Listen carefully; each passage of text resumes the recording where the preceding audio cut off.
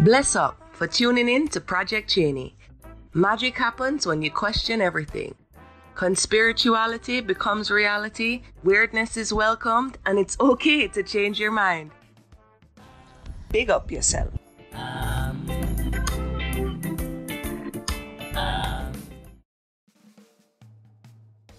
Hey you guys, welcome back to another episode of Project Chaney. As always, I'm Chaney, and I am so grateful that you're here with me today. I know, it's been a little bit. It's been a Christmas. Betty White died. I had to go celebrate, and I had to take a little off time for that. It took a lot for that evil bitch to finally bite the dust. And so when she did, I just had no more words. Yeah, you're not going to get a lot of podcasts out there that start with the celebration of the death of Miss Betty White. But you are going to get it here. And you know what you're going to get right after that? The celebration of the death of Bob Faggot Saget. I'm sorry. That wasn't rude to all the gays out there, but I had a friend's dad when I was in my youth, and he would call Bob Saget Bob Faggot, which in all actuality probably added to like 365 days of me being closeted. When adults say the word faggot around you all the time and they have angst in their voice and you're like, oh my gosh, I think I'm a faggot. Anyways, so back to Danny Tanner.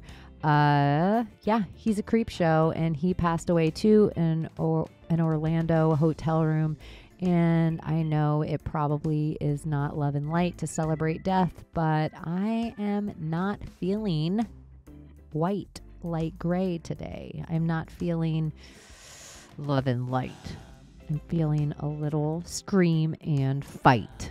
So it might not be the best episode for me to introduce you guys to Buffalo from False Reality Check Podcast, but you know what? It could be a perfect yin and yang balance, because he's so sweet and you guys are going to like him so much that maybe I just will let a whole bunch of my black ooze, venom, and fire out here. Also, maybe I'll have some really sweet stuff to talk about. Who knows?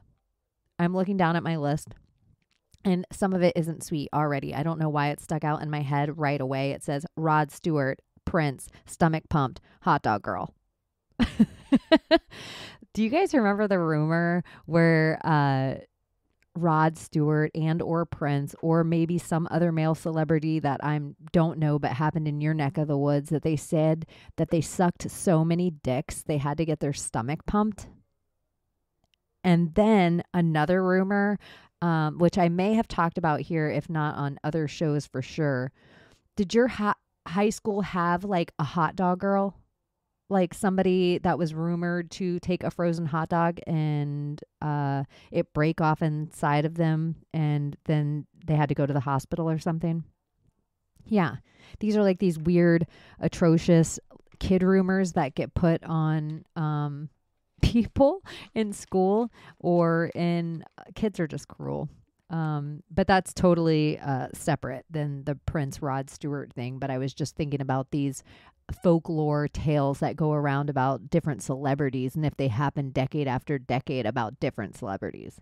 Because when I remember bringing it up to my parents about Prince, they said, oh, that happened to Rod Stewart. And I was like, huh, I had never heard that before. So, you know, I think this is actually a perfect way to break the ice to go into this episode. And now I'm glad I started this way. It's a perfect way for a lesbian to talk about blowjobs and stomach pumping. Gross. I'm so sorry, you guys. I hope it's not early morning for you. Speaking of stomach pumping, let me suck this gummy bear. So Danny Tanner, it triggered me a little bit with Bob Saget that I see the news referring to him as America's dad. He is not America's dad. Love it or hate it, Bill Cosby is America's dad. It would be like if Adam Levine died today and they were like, oh, we're so sad the king of pop died. Like, no, Adam Levine's not the king of pop. That's not the way it works. So I'm not just going to lay down and let the fake news media rebrand Bob Saget as America's dad. No, not taking it. This is where I draw the line. This is why I brought you guys here today. Anyway, he was totally creepy. His wife is, last tweet was of a Simpsons character that was voiced by Phil Hartman. And it was something interesting. I'm going to actually pull it up on my phone. And suck this gummy. Let's see. What did she put out? Fuck you guys. I'm so... Okay. She put a tweet out that says, I'm Troy McClure. You might remember me from such films as Today We Kill, Tomorrow We Die, and Gladys, the Groovy Mule. And his wife is Kelly Rizzo. So she retweeted this tweet, and Troy McClure was the character on The Simpsons, which is always linked to all the Mandela effects and all the predictive programming and all the revelation of the method. He was voiced by Phil Hartman, which Phil Hartman was killed by his wife. If you look into that, which is probably some creepy story.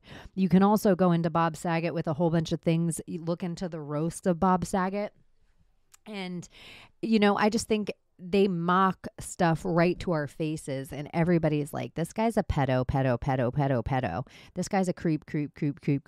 This guy was creepy with the Olsen twins and creepy. Look at what happened with Jodie Sweetin and Candace Cameron, her and Kirk Cameron. Their whole like thing. Sometimes things can seem like they're good in one way, but I just think Kirk Cameron is like the perfect Christian Hollywood. There's something looshy about the Left Behind series. There's something so based in fear and driven about that whole Kirk Cameron. Anyways, I don't even know how I'm on Kirk Cameron from Bob Saget. Oh yeah, Candace Cameron. His sister was in the show Full House. Anyways, that's a Bob Saget rant. Boring. What else do I want to talk about? You know, one of the things that triggers me in life, you guys, is, and I think you guys should just not do this to people if you do it, is I call it building buildings with people's name on it. And I probably used the comparison here before of like if I had a Trump Tower, but it was called Chaney Towers, and you filled it with banks and insurance companies and garbage things, please don't put my name on that garbage building. I don't want to be represented like that. That is how I feel sometimes that people do with your name in certain situations. It could be a job setting. It could be with friends. It could be just around town where people will just throw your name around, building buildings with your name on it, putting ideas out there that people assume are yours, or putting clout out there that people feel the need to give, or giving a favor they feel the need to give because your name's on it somewhere. So I implore you, as a friend, as a listener, as a whatever, don't build buildings with people's name on it. Build a building with your own name and your own thoughts and your own ideas on it. Don't put my name on that fucking shit. Somewhere, if you put my name on a building and I have no idea what's going on, I will embarrass you. So anyway, I call it, please, it's from an Erykah Badu song. Don't go building buildings with my name on it. So yeah. That is a piece of advice, and also a piece of advice if you're friends or family or hire or work for me. Don't do it with me. One of the things I notice about the world that kind of drives me crazy, that is definitely a difference of the people we are today and the people we used to be. You are a bitch generation if you need fidget spinners. You're a bitch if you have an ice cube tray of plastic that you have to poke in and out like a child who can't sit still in a car. If I see grown-ups with these sort of apparatuses, and this is from a grown-up who definitely has a hand mouth and I smoke an e-cigarette, I don't quite understand the difference in that and walking around with a pacifier. I don't understand the social acceptable norm of all of these kind of noise. It's like, it's visual noise. I was talking to this with a friend today. I'm such an audio learner that if was in a class in college or something and somebody would tap their pencil, I don't know if you guys can hear this in the background, but if it didn't really have a rhythm and they didn't even try to make it a rhythm, I would lose my entire train of thought. I couldn't even fucking concentrate on anything else. Some people are like that visually. I'm just an audio learner. So if there's too much, like if there's another conversation being had, my brain is like, you need to listen to both these conversations. You need to listen to the professor and you need to listen to the conversation out of the right side of your ear. You need to take in all this information. You need to be tested on this later. You need to know every detail. My brain does this weird thing to me auditorily. So then if the tick, tick, tick, tick, tick of the pencil in the background and the fan's turning, turn of the fan, I can hear the air conditioner on. I can hear people scurrying about in the hallway. I can hear somebody leaning back in their chair and a slight squeak going on in the leg. I'm auditory. So all these things all add up. Some people, and you might not even know this about yourself until I'm saying it right now, and because usually people, if they're not diagnosed with some kind of quote unquote learning disability, they don't know these details about themselves. Some people are very visual learners and they don't even realize it. If they're trying to pay attention to a teacher, right, on a blackboard or a dry erase board, and the same kid keeps leaning back in his chair, and they can see movement out of the corner of their eye, their brain is half paying attention to the visual of that movement. And so somewhere there's a break and it's causing anxiety and turmoil and their heart rate starting to go up. That's how I am auditorily. And so I just imagine, I don't hear really fidget spinners or people poking their little weird rubber ice cube trays, or thankfully all that stuff's pretty quiet. But I imagine for people that are visual learners, or where visual stuff starts to spike their anxiety, they're not even realizing the constant movement of this stuff in the periphery of their eyes. It's causing like a slow vibratory inside, and it's causing their heart rate to go up, and maybe their palms are getting sweaty. And it's just because someone's spinning. Grown man sitting at his desk, 19-year-old with his spinner on the end of a pencil, spinning between his fingers, spinning. And so I don't know. Maybe I'm making something out of nothing and I'm projecting my auditory on other people's visual, but I imagine that it's all the same kind of gig. Are you guys fidget spinner people? I mean, I have a top, I guess. I have a top I carry in my pocket, and an e-cigarette, which I think that's fidgety. I'm putting myself out there right now. I always have it. I'm holding my e-cigarette like I'm fucking Bob Dole sometimes. Like just holding it. I'm not even smoking it. I'm just holding it like a pen. And if I don't have my e-cigarette, sometimes I just have a pen in my hand. Sometimes I just want a pen and I'll twirl it like it's a drumstick. I'll doodle with it. It helps my brain pay attention. So what are your guys' fidget spinner? That's mine. Let's see. I guess I didn't have to come out so hot with so much hate about the fucking fidget spinner and call everyone a bitch for having one. I guess that didn't need to go down. Oopsie day. Love and light. I was thinking of the Ouroboros psyop. It's taken me a year to come back around to it because I feel like I was in this hangman position around this time last year and everything was the Ouroboros to me. And somewhere in the past few weeks, some animal videos have come up of snakes eating their own tail, which you should go look at snakes eating their own tail. And it made me think of Ouroboros a whole different way. It sure isn't like a shedding of a skin and you're going to eat infinitely. No, you're going to stick your tail in your mouth and you're going to choke on it and you're going to die with your fucking tail in your mouth. There isn't like an infinite spin on an Ouroboros. There isn't a fidget spinner of the Ouroboros. So I think the Ouroboros is a psyop. I think the way that we look at it, like this rejuvenating wheel, it isn't that at all. It's a snake that's dead. It's a dead snake. So, yeah, I think I'm going to get off the Ouroboros train. I don't want to choke on my own tail. A snake with a choking on its own tail is not shedding any skin. It isn't even alive anymore. It's just sitting there, dead, a ring of snake. So, yeah. That is that. There's a Q-Kid thing called 10 Days of Darkness. If you're in the conspiracy world, I'm sure you've heard this phrase mentioned over the last few years. And though there's been a lot of times where people are like, oh my gosh, what if this is the 10 days of darkness? What if the internet goes down? Oh my gosh, what if we lose power? I was actually thinking about it. What if you did lose power? What if the internet did go down? Do you have a plan for this?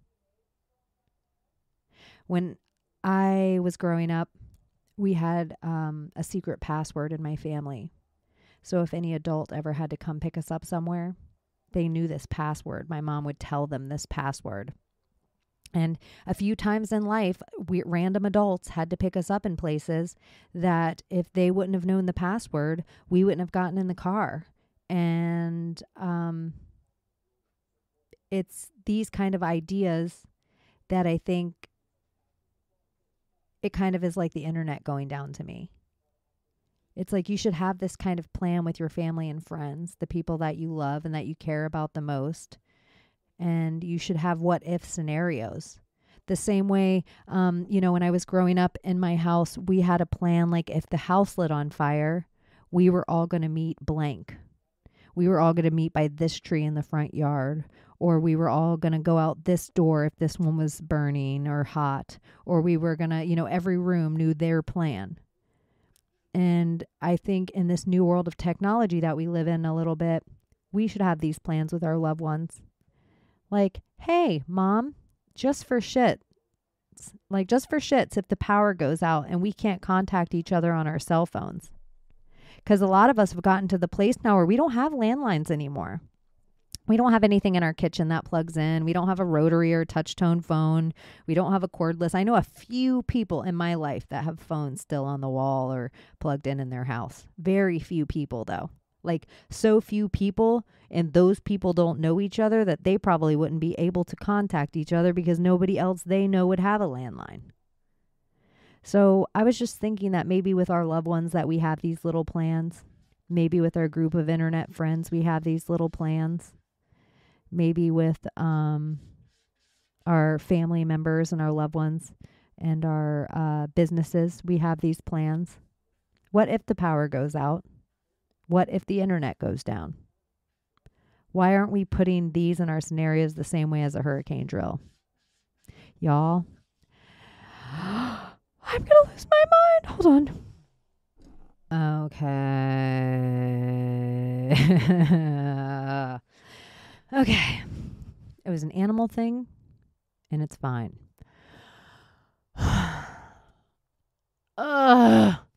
I've recorded this so many times and deleted it. I don't even know what I've talked about and haven't talked about now.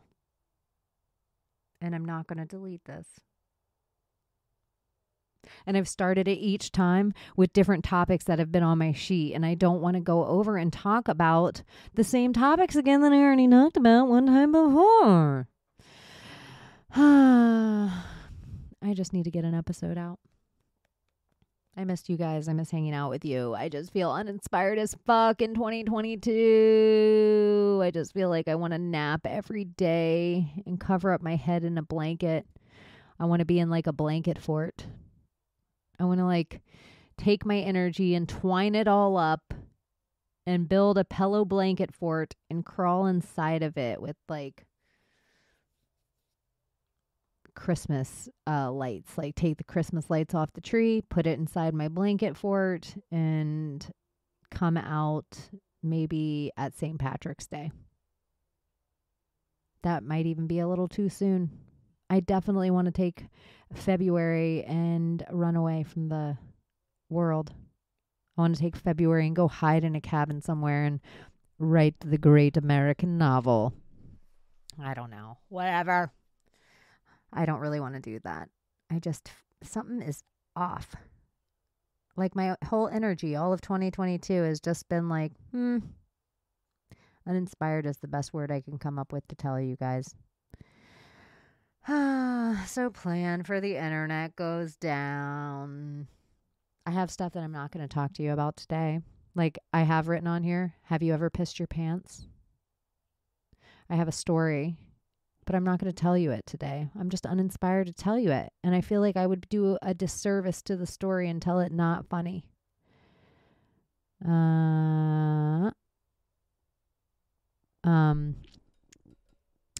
When you were a kid, did you ever really try to dig to China? Or like when you were digging a hole somewhere at the beach or somewhere, did your family or like an older relative like, what are you doing down there? You trying to dig to China? What was that all about? What was the whole digging to China thing? Is it just normal that kids want to dig a hole? And it is something that my Maria 777 and I talk about, is like the quicksand psyop of us being children. But what if there really was something portally, energetically, that adults really didn't understand that kids fell into in places, or different energies maybe fell into in places? And it wasn't really like a quicksand at all. It was just like a portal idea. And then somewhere my whole like scorpion fucking emo romantic is like, what if quicksand is love? Oh, what else do I want to talk about before I introduce you to Buffalo from False Reality Check? Stop worshiping Elon Musk, assholes. He is like Hollywood, same thing. His whole entire companies are built on subsidies. He doesn't have any original ideas. Electric cars have been around for literally a coon's age. He stole the name Tesla of something in history to just rebrand something that no one else will ever look up into again. He's privatizing the space department, which is creepy in itself. If space is real or not, any way you cut it, it's like some kind of money laundering scheme. Even if it is real, they just put some blanket amount and they're like, this cost $4 billion. And we're like, oh, okay. So yeah, Elon Musk is a creep show. Everything about him is a creep show. His wife Grimes is a creep show. His Neuralink's a creep show. His money, the PayPal, the SpaceX, all of it, that red car floating through space, all fake, all bullshit. Don't sell Elon Musk hero worship to me. I'm never going to get into it. So you don't need to send me any great speech Elon Musk said. I'm not going to watch it. He looks like AI to me. Something about my human in my uncanny valley. He looks like the Hall of Presidents to me. He creeps me out. He has a plastic face. I don't want to. So yeah, stop worshiping Elon Musk. I have so much other stuff on here, you guys, and I'm just not. I'm gonna end it here. I'm just gonna give it to Buffalo and my conversation because I'm sure it's more uplifting than I am today. If you're a parent out there, if you are a man and you have a mustache or a beard and you have young children, show your kids pictures of you before you just come out of the bathroom one day with that shit shaved off. If you are a woman and you have a weave or you're going to get a weave into your short hair or extensions, don't just do that without fucking telling kids.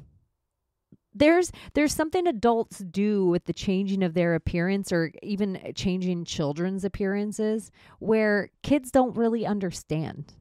And I don't know if you guys ever had this when you were growing up, like if your father or something ever wore a mustache and then shaved it once and you were like, who the fuck is this stranger in my house? That's probably traumatic. Anyway, yeah, that's my piece of dad advice. Don't go shaving your mustache around. Show your kids some pictures of you young and be like, this is me without a mustache. This is a mustache. Can you tell your kid? How about, look, everybody's all worried about teaching your kids all these fucking silly pronouns in school. How about you just go teaching your kid what you look like without a mustache? How about we start small? My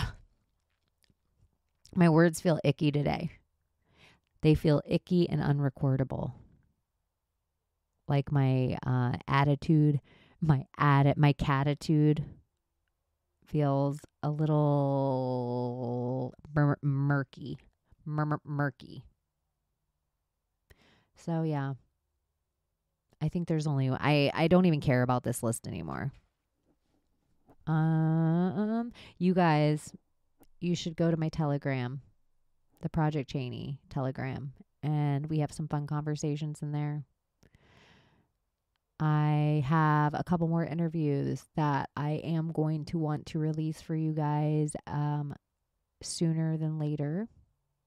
I hope my own energy is picked up and I feel a little more like a clown so that I can entertain you guys a little better and run on a train of thought or have an idea or a philosophy. But I just feel so repetitive right now. Like I feel somewhere I felt like in this whole theater of this last 700 days, there would be some movement somewhere, but it just feels like we're in this stagnation. Stagnation, tarnation. Anyway, so a few weeks back, I sat down with Buffalo from False Reality Check. And maybe a few months before that, I sat down with Legs, Buffalo's wife. They're a husband and wife team, and they do a podcast. And they have all sorts of guests on. Guests that not just talk about these crazy mind-bending topics from flat earth to Tartaria to maybe even psychedelics to rituals to symbolism. Yeah, they go into all that stuff, all the same stuff I chat about and blah. They have way smarter people than me talking about that stuff and hanging out with them. They have people filling you in about politics and pop culture. They have those guests on too. But one thing that they're doing that's kind of cool that you might find there that's very different than a lot of the other podcasts that are out there right now is False Reality Check started their show and they lived in the southwest part of the country in a very liberal area and started their podcast from kind of inside of communism. And where they do their show at now is from a little more conservative part of the country where it's a lot less populated and a lot more homegrown and organic. And I mean organic, not in the way of like Whole Foods and a stamp on something, but I mean organic in a way that's just a little less commercial. And their Instagram and their show is not just these big ideas and big topics and all these things to expand your mind, but it also has this, which I consider all very futuristic and good stuff to know. Their show has this like great rooting, like making their own butter or starting a tomato plant from seed, or maybe looking into different kind of livestock or hunting, and really just ways that when you maybe are surviving more and you take this panic off what's being provided to you by our life conveniences and you start realizing what you can provide for you over a little bit of elbow grease, hard work, and know-how. They're kind of doing those things. And they have such a nice energy together, Buffalo and Legs. And they're funny and they're really smart. And they're a really good unit. They're a really good partnership. And they're learning all this stuff together. And they're taking their audience on the journey with them. So they are kind of like almost like city mice turning into country mice. And if you're a fan of their podcast or a fan of them, they not only teach you about themselves going through it, but they also kind of give you a blueprint on maybe how you can do some of this stuff too. And that's just like the survival part of their shows. Survival, is that it? Preppy? I don't know. I don't like either of those words. I don't like those words. But Buffalo also does another show called Awakened Slaves. And it's maybe a look. I don't want to put words in his mouth. I let him do it better.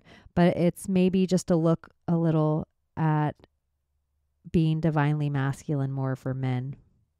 Not that it's for just men, but maybe just his take on conversations that maybe men need to have. And then Legs is doing her own show. So they have their show together. You can get all this stuff on the False Reality Check podcast channel. And then both of their shows separately, kind of ladies and men's time as well. I feel like even that was a ramble. I apologize. I hope I know our conversation's better. But if I don't get this out, I'm scared I will never get it out. And I'll just keep recording and deleting and recording and deleting. And yeah, I missed you guys. And I needed to sit down and I needed to open up my throat chakra. I needed to stick some gummy bears in my mouth. I needed to sigh and mic so loudly it blew out the levels.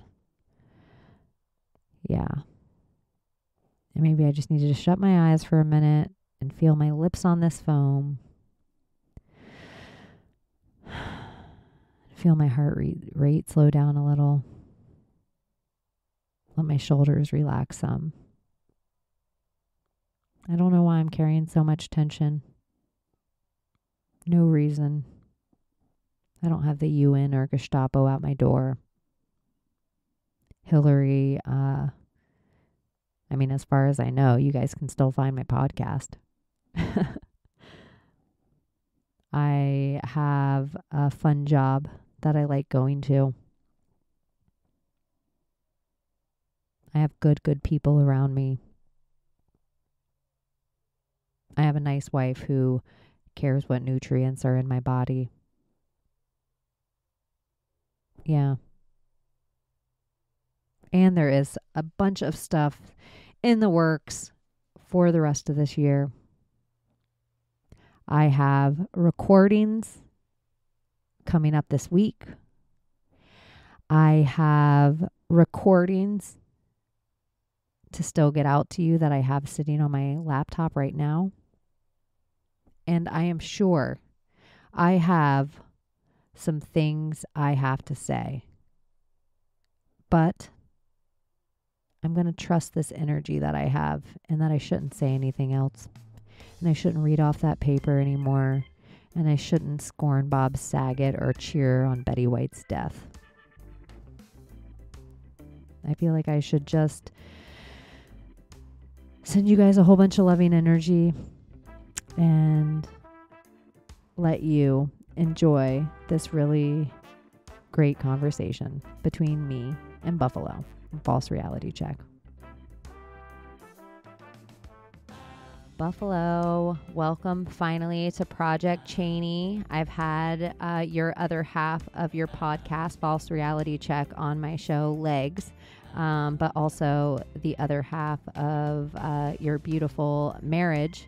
And we were talking before I pressed play about a cool story that was going to do with your bride and maybe you. So I'm like, let's just get into it. Welcome to Project Chaney, Buffalo. Thanks for having me. I've been looking forward to talking to you for a really long time, since before even she was on. I really like your show, so talking to you is like a treat for me, you know? Oh, Well, I really like your show, and I really like you guys. So talking to you is going to be a treat for me and for my audience. I think you have a vibe about you that's calm and chill, and also you have a dry, smart-ass sense of humor that I don't think everybody knows about unless they like get to know you and get to know your guys' show. Like on first meeting, it's just like, oh, look at this guy. He must be like a monk, but you're kind of an asshole too, in a good way. I mean, it in the greatest way. I think it is a compliment. I call myself an asshole all the time because I am one. It's okay to be an asshole sometimes to the people that deserve it.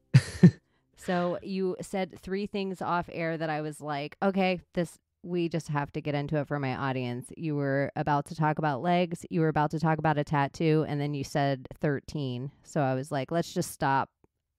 Go into this story. This will be a perfect way to start. You don't have any tattoos. I have no tattoos. I wanted to get them, but like I said, I'm a little bit of a bitch about it. I don't know if it's going to hurt a lot. And if it does, am I going to want to do it again? Because some people say you get like addicted to it where you want to get more and more and more. And then I also have that like mystical side of me that's like, do you really want to tattoo yourself something permanent? Is it really good to do that? Some religions are against it, so I don't know. But she was born on a 13, and we got married on a 13. And on the day that she returned on her solar cycle, I guess, her birthday, she wanted to get a tattoo. And every Friday the 13th, every tattoo parlor that I know of, they do like Friday the 13th specials where you can go. It's like they have a sheet, maybe like an 8.5 by 11 sheet, like 3 or 4 different designs, and it's like $20. And that usually includes, all the ink, all the work, everything behind it. So I think, I don't even remember what we did earlier that day, but she's been wanting to do that for a long time. So I said, let's just go do it. Why not? We're already out. So she found a spot, really quiet, nice tattoo place, really cool dude. The designs were pretty cool. And she found one that it was like a little cactus that has 13s in the pot that it's in, like as a design around it. It's really cute. And she loves the desert. So she's like, that's it. That's the one. So she tells the guy, and I got it for her for her birthday. And I sat there with her, held her hand, but she was like totally brave about it. But she's super brave. Like she's a very brave woman, and she doesn't give herself enough credit. So me, I can be brave, but I feel like a lot of it has to be like puffed up a bit. So I feel like she's braver than I am, but she might tell you the reverse. I'm not sure. But yeah, 13 is it's a very significant number to us. It's like a lucky number to us because she was born on the 13th. We got married on the 13th, and it was Friday the 13th when we got married. So would you get a 13 tattoo? I'm thinking about it, or just like her name, like her actual name, not legs, legs. Get a pair of legs on me or something. You just get a centipede, but with all human legs. Oh man. Like the emoji legs coming out. That'd be hilarious, actually. It's a good idea. Be kind of funny. That's what you guys should just take all your art for your show to the next level. Oh shit, you're right. That's just so legs. True. Why stop at 2? Yeah, that's true. Yeah, I don't know. I thought about like getting stuff on my fingers because sometimes I'll forget to wear my ring. My ring is it's made out of a whiskey barrel. The inside of it's like titanium, and she got it for me because at the time we used to drink a lot. Like we actually got married at a brewery, and we used to go out to breweries all the time. That was our thing. We actually formed like a beer club with friends. And like everybody would bring a different beer to try, and we'd all like grade them and talk about them. And it was a big thing for us. And yeah, we don't really drink anymore. Like we have some beers in the fridge, but we really don't drink that much anymore. It's kind of weird. It's interesting. I think maybe brewing beer is probably like baking a pie. If you're going to go to the store every day and buy pie and eat pie, it's probably not good for you. But if you take the time and made apple pie from scratch, even if you were to take the time and make apple pie from scratch every day and then eat it, that's probably far better for you than buying M&Ms at the Publix every day. So, or whatever grocery stores in your area. In Florida, it's Publix, but Kroger, Red Meyer, whatever. But I think brewing and probably distilling is similar. We know it's an alchemy. We know it's a Yeah, craft. It's called craft brewing for a reason. So probably if you were to make your own beer, and that would probably be a perfect hobby to do, especially if you really love beer. Like make your own IPAs, make your own porters, make your own seasonal things, your own sours. But I think we get lost sometimes in the alchemic process of things. So then we're like, oh, Budweiser, Corona, and it's just all created in a plant with no care. And, you know, for sure. Yeah, we were gonna actually do that. We had friends that gifted us like brew making sets or whatever with equipment, and we kept putting it off and putting it off, and pretty soon we were packing up and moving up to Idaho. And it was like, what do we do with all this stuff? We never even brewed anything, and we just gave it away. It was a part of our life. It has been for a long time. Every once in a while, like, nice dinners or celebrating or something. But yeah, I don't know. We're just different people now. It's been different. yeah. I lived in the Pacific Northwest. And so I geeked out on beer for a while. And it was something that kind of fell away from my life in general, as well as drinking. But I find myself now back in a brewery, and not just a bar, but an actual brewery where the head brewer is in love with his beer and he loves talking about it. And I can feel the passion of him just radiate from him. It changes his aura when you talk to him about beer. And anytime you get someone's aura to brighten up like that, you can kind of feed on it. It's like a mutual loosh. Like you're looshing them, they're looshing you, and it's like reciprocal energy exchange. I am excited to fall in love with beer again, but not Yeah. just of the level of drinking it, but the Yeah. whole process of being a wizard and creating it. I would love to do it. I just I don't know if I have the patience to do it. And where we're at, it's like there's like probably like 2.5 feet of snow outside.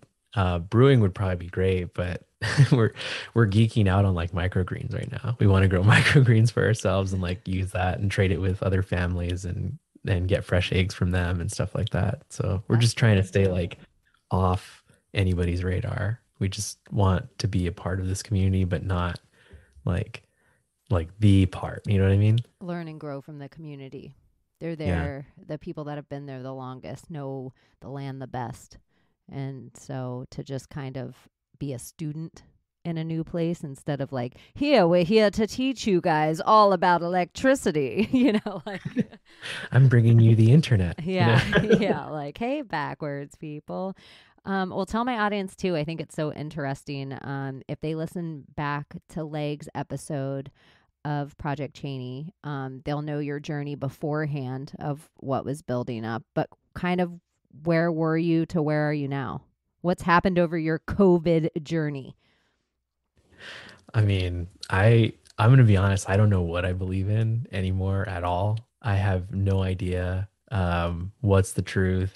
We were like before this started, we were talking about the Ghislaine stuff, and it was like is she even real? Like I don't even know if she's a real person. I don't know if Epstein is Trump even a real person? I'm like half in where like human vibration where everything's fake. And then I'm half in where with like Lindsay, where I'm like, no, not everything is fake, just some things are fake. And Lindsay Rogueways. yeah, Lindsay from Rogue I Waves. know there's so many Lindsays in the podcast arena. We have to Human clarify. vibration, we don't ever have to, be like, no, the other human vibration. Yeah, there is only one. There's only one for her. It's such a brilliant moniker. Everything about Yeah. the human vibration. Oh, sorry, off on a tangent about HB. But yeah, I go back and forth too. Are we in a CGI reality? Is everything on the TV fake? Are all these characters, even if they're not all fake, are they all actors? Yeah. That's why I'm like, what the hell is going on? What I don't know. I honestly think that some of it is fake. I fluctuate. I just go back and forth, and I don't even know if viruses are real. Like, is bacteria even real? Like, do we just get sick? Like, is it like Chinese medicine where it's just all about like energy and flow and all that kind of stuff? Like, I'm going that route. And honestly, since I've kind of dropped like, I don't know, indoctrination kind of learning, I feel a lot healthier. I feel a lot better. Of course, I'm eating better out here. And Legs is making like amazing food all the time. She made this like pumpkin pie. It's the shit. It's awesome. And crust from scratch and everything. And So your it's journey, I'm going to say real quick, you were like a SoCal kid yeah, on the hamster wheel. Like you had your job. I call it to my audience with all the K's. You had your 401k, you had your salary K, yeah, you had all the check boxes. They allotted you a lot of time off for your own time of your PTO and all these things. And then the New World Order comes in. You live in Southern California. You have all the amenities, I imagine, of living in Southern California. You have the yeah. best food at your fingertips and whatever you want to do for entertainment's there. And then the whole world shuts down and you guys decide to move to the middle of nowhere, Idaho. It's not completely the middle of nowhere. I mean, there's like 400 people in this town, maybe. I don't know. Maybe less because it's winter and everybody leaves. But I don't know. I It's don't mock it. I love it. I feel like you freed yourself kind of out of a communist idea. You put your yeah. money where your mouth was, literally, to step I to a was place that was a little more free. But I just wanted to fill exactly. my audience in a little on how drastic, like everybody's had a like crazy last 2 years, but you've actually changed your whole reality in like maybe the last 100 days.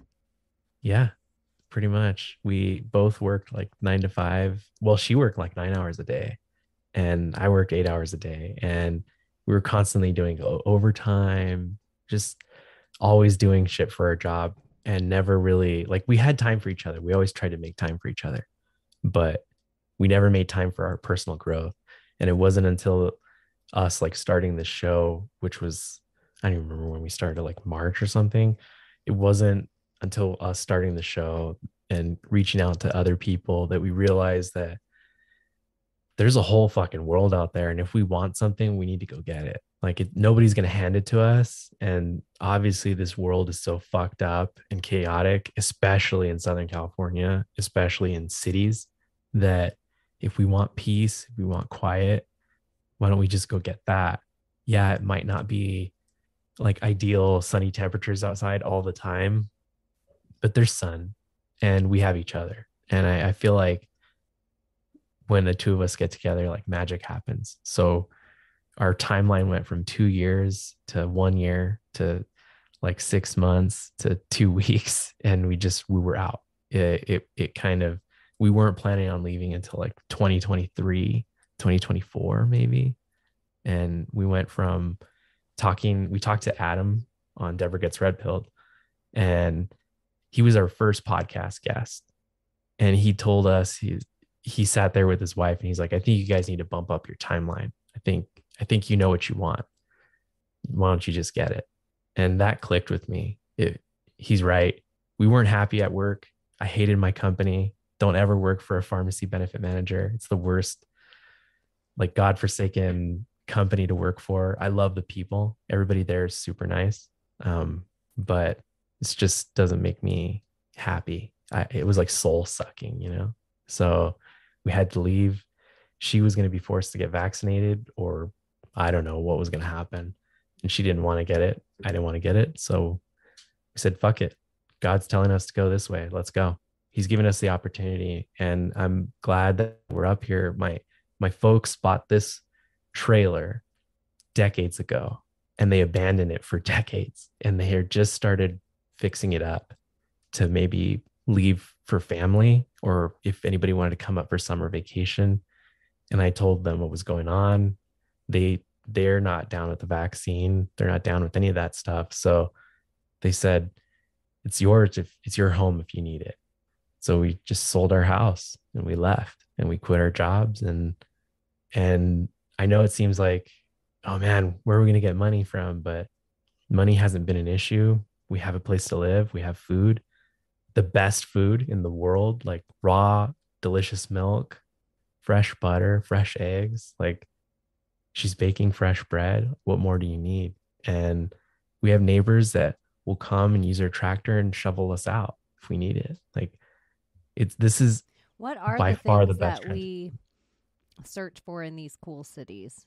Like these, the cool cities, the ones that are, I don't even want to put political words on them. They're just the cities that are like hubs, like concerts are there and movies are there and scenes and good restaurants. And is it because like we are those people like us? Have they figured us out all in such a way that they knew they could lure us to those cities with those type of things because they created us? I don't know. I know you said like what is it that they have on us, or but so here's the thing. I look at that stuff as distraction. It's complete and utter distraction. It's we used to go to hockey games all the time. I actually proposed to her at a hockey game. Got us up on the board and everything, and had family there, whole good thing. Hockey was a huge part of our Did life, you just like like slam her beer. into the glass before? No, we weren't down on the ice, but she like definitely ugly cried. It was hilarious, but Oh. it was really nice. She had no idea it was I happening, so always that have a was joke. If a girl ugly cries to me, I'm just like, here's my wallet. Here. just take it. Just Just take take my it. wallet. Yeah, no, it was sweet. But all these things were a part of our life, right? Like hockey, beer, whiskey, like getting together, DoorDash, all this stupid shit. And we still weren't happy. We were only happy with each other, and we're still happy with each other. Here we have each other, and we have like a real community here. And this place is like not a place that I've never been to. My dad grew up in this place. His family name is all over this place. And so is my grandfather's memory. He's everywhere here. And they were big staples in this community. So I figure this is a root. Why don't we grab it back and get back to our roots? Because something that I think Michael Wan talks about is like being wild humans again and grounding yourself to a place. Um, this is the place I wouldn't mind to be grounded to, I think. And as long as I'm with her, like we don't have to be here. We could be in another place, but I would just prefer to be together and work together, because I think we might not be rich in dollars, but I don't think anybody's rich in dollars pretty soon. It's all going to come down. So it doesn't really matter. Might as well have a good person to be around. So are you part of it is it prepping because you think doom is coming? I think I don't necessarily say doom.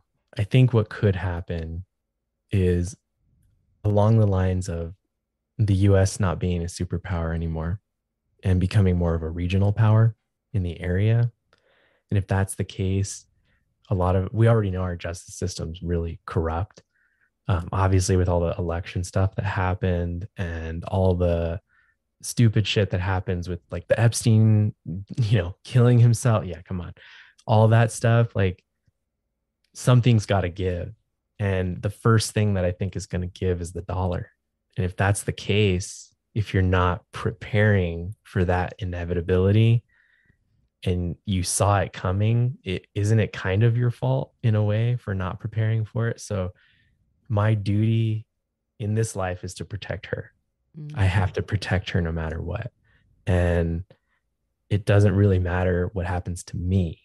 But if I make sure she's safe and protected, I've done my duty here. That's what I was supposed to be here for. So it's not that it's doom and gloom, because nothing's written in stone. And I think anything can turn around. And I think it is turning around actually with people like us.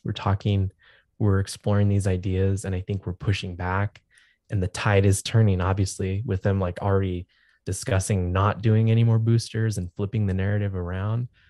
I feel like it could turn around because the future is not set in stone. But just in case, I might as well be in the area that if the end happens, I'd want to be in a pretty area, Yeah. Might as well.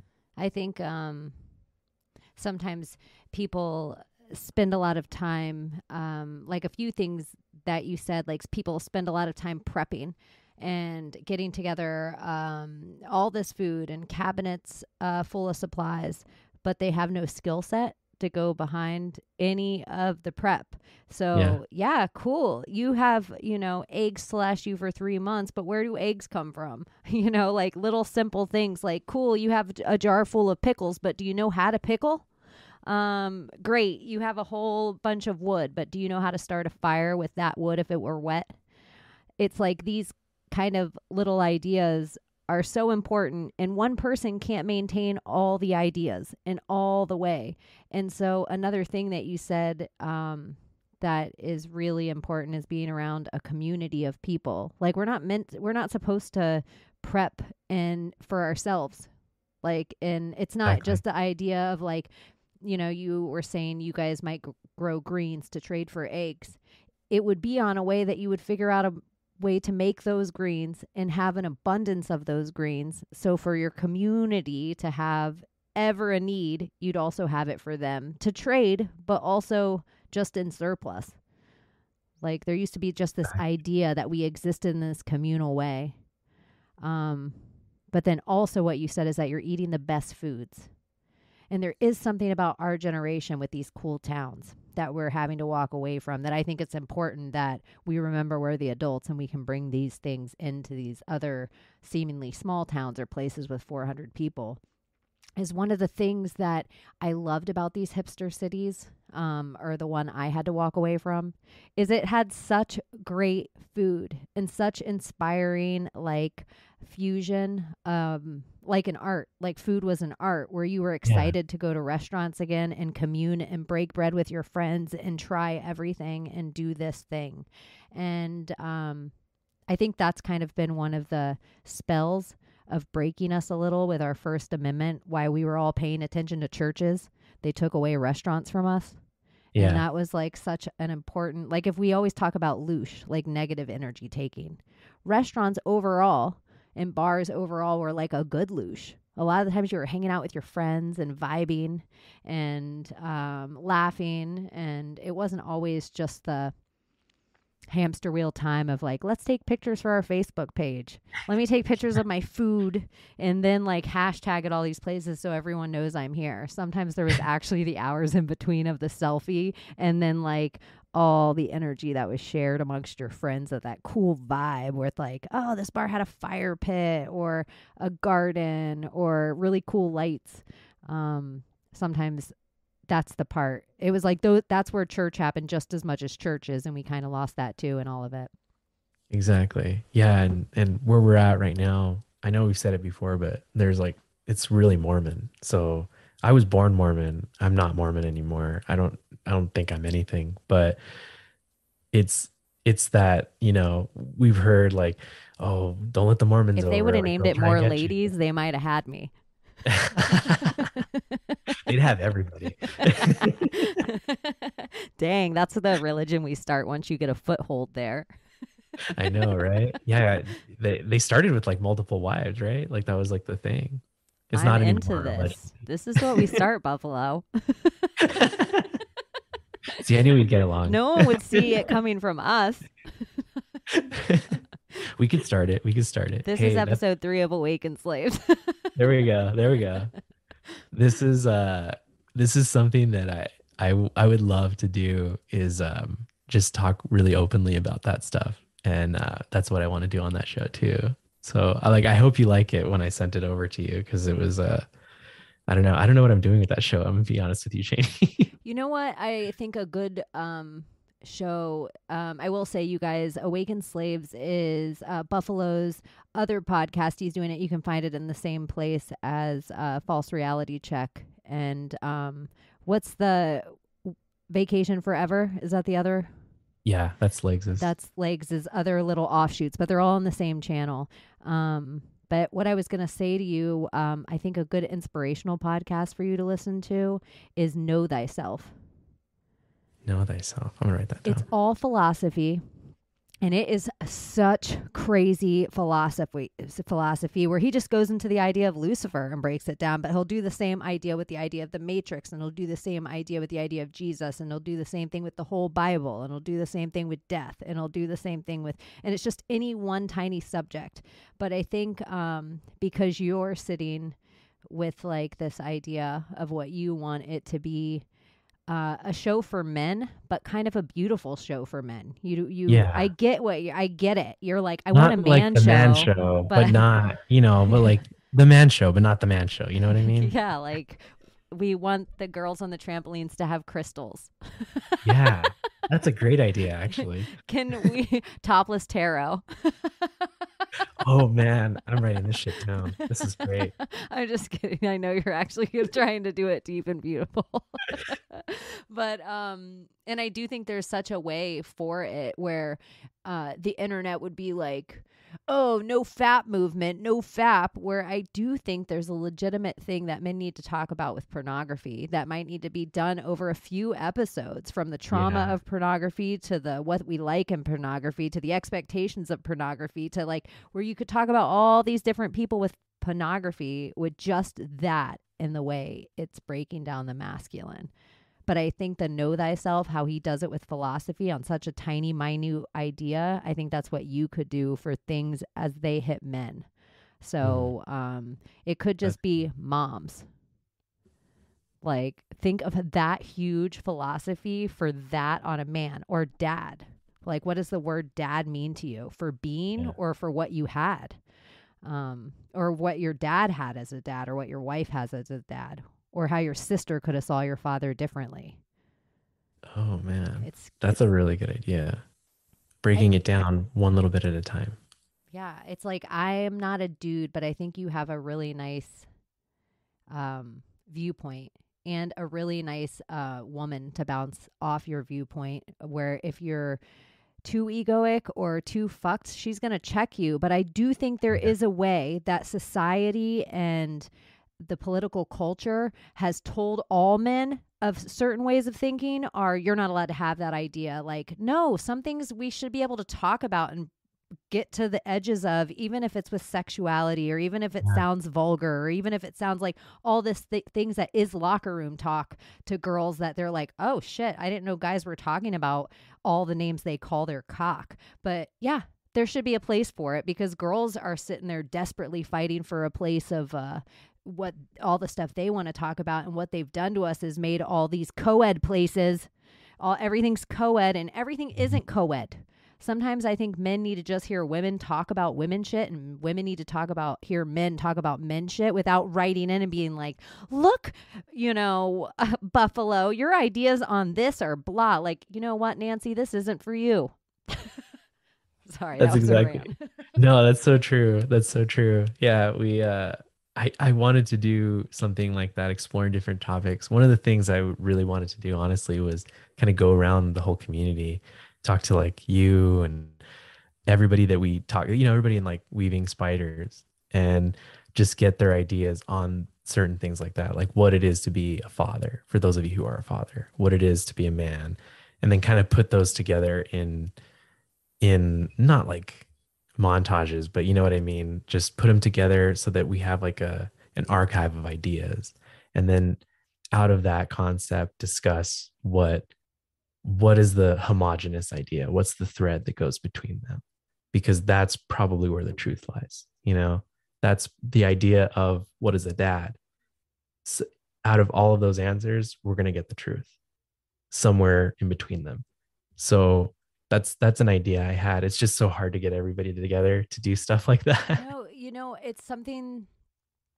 I think there used to be all these philosophy schools, and we always hear about them. Like, even I think Hermes is like a human god. Like, he's like the lineage between gods and humans, that they're like, here's Hermetics, everyone. Here's a whole religion we're not going to call a religion, but it's from the God King or like a human god, but we're all just going to ignore that, and it's fine.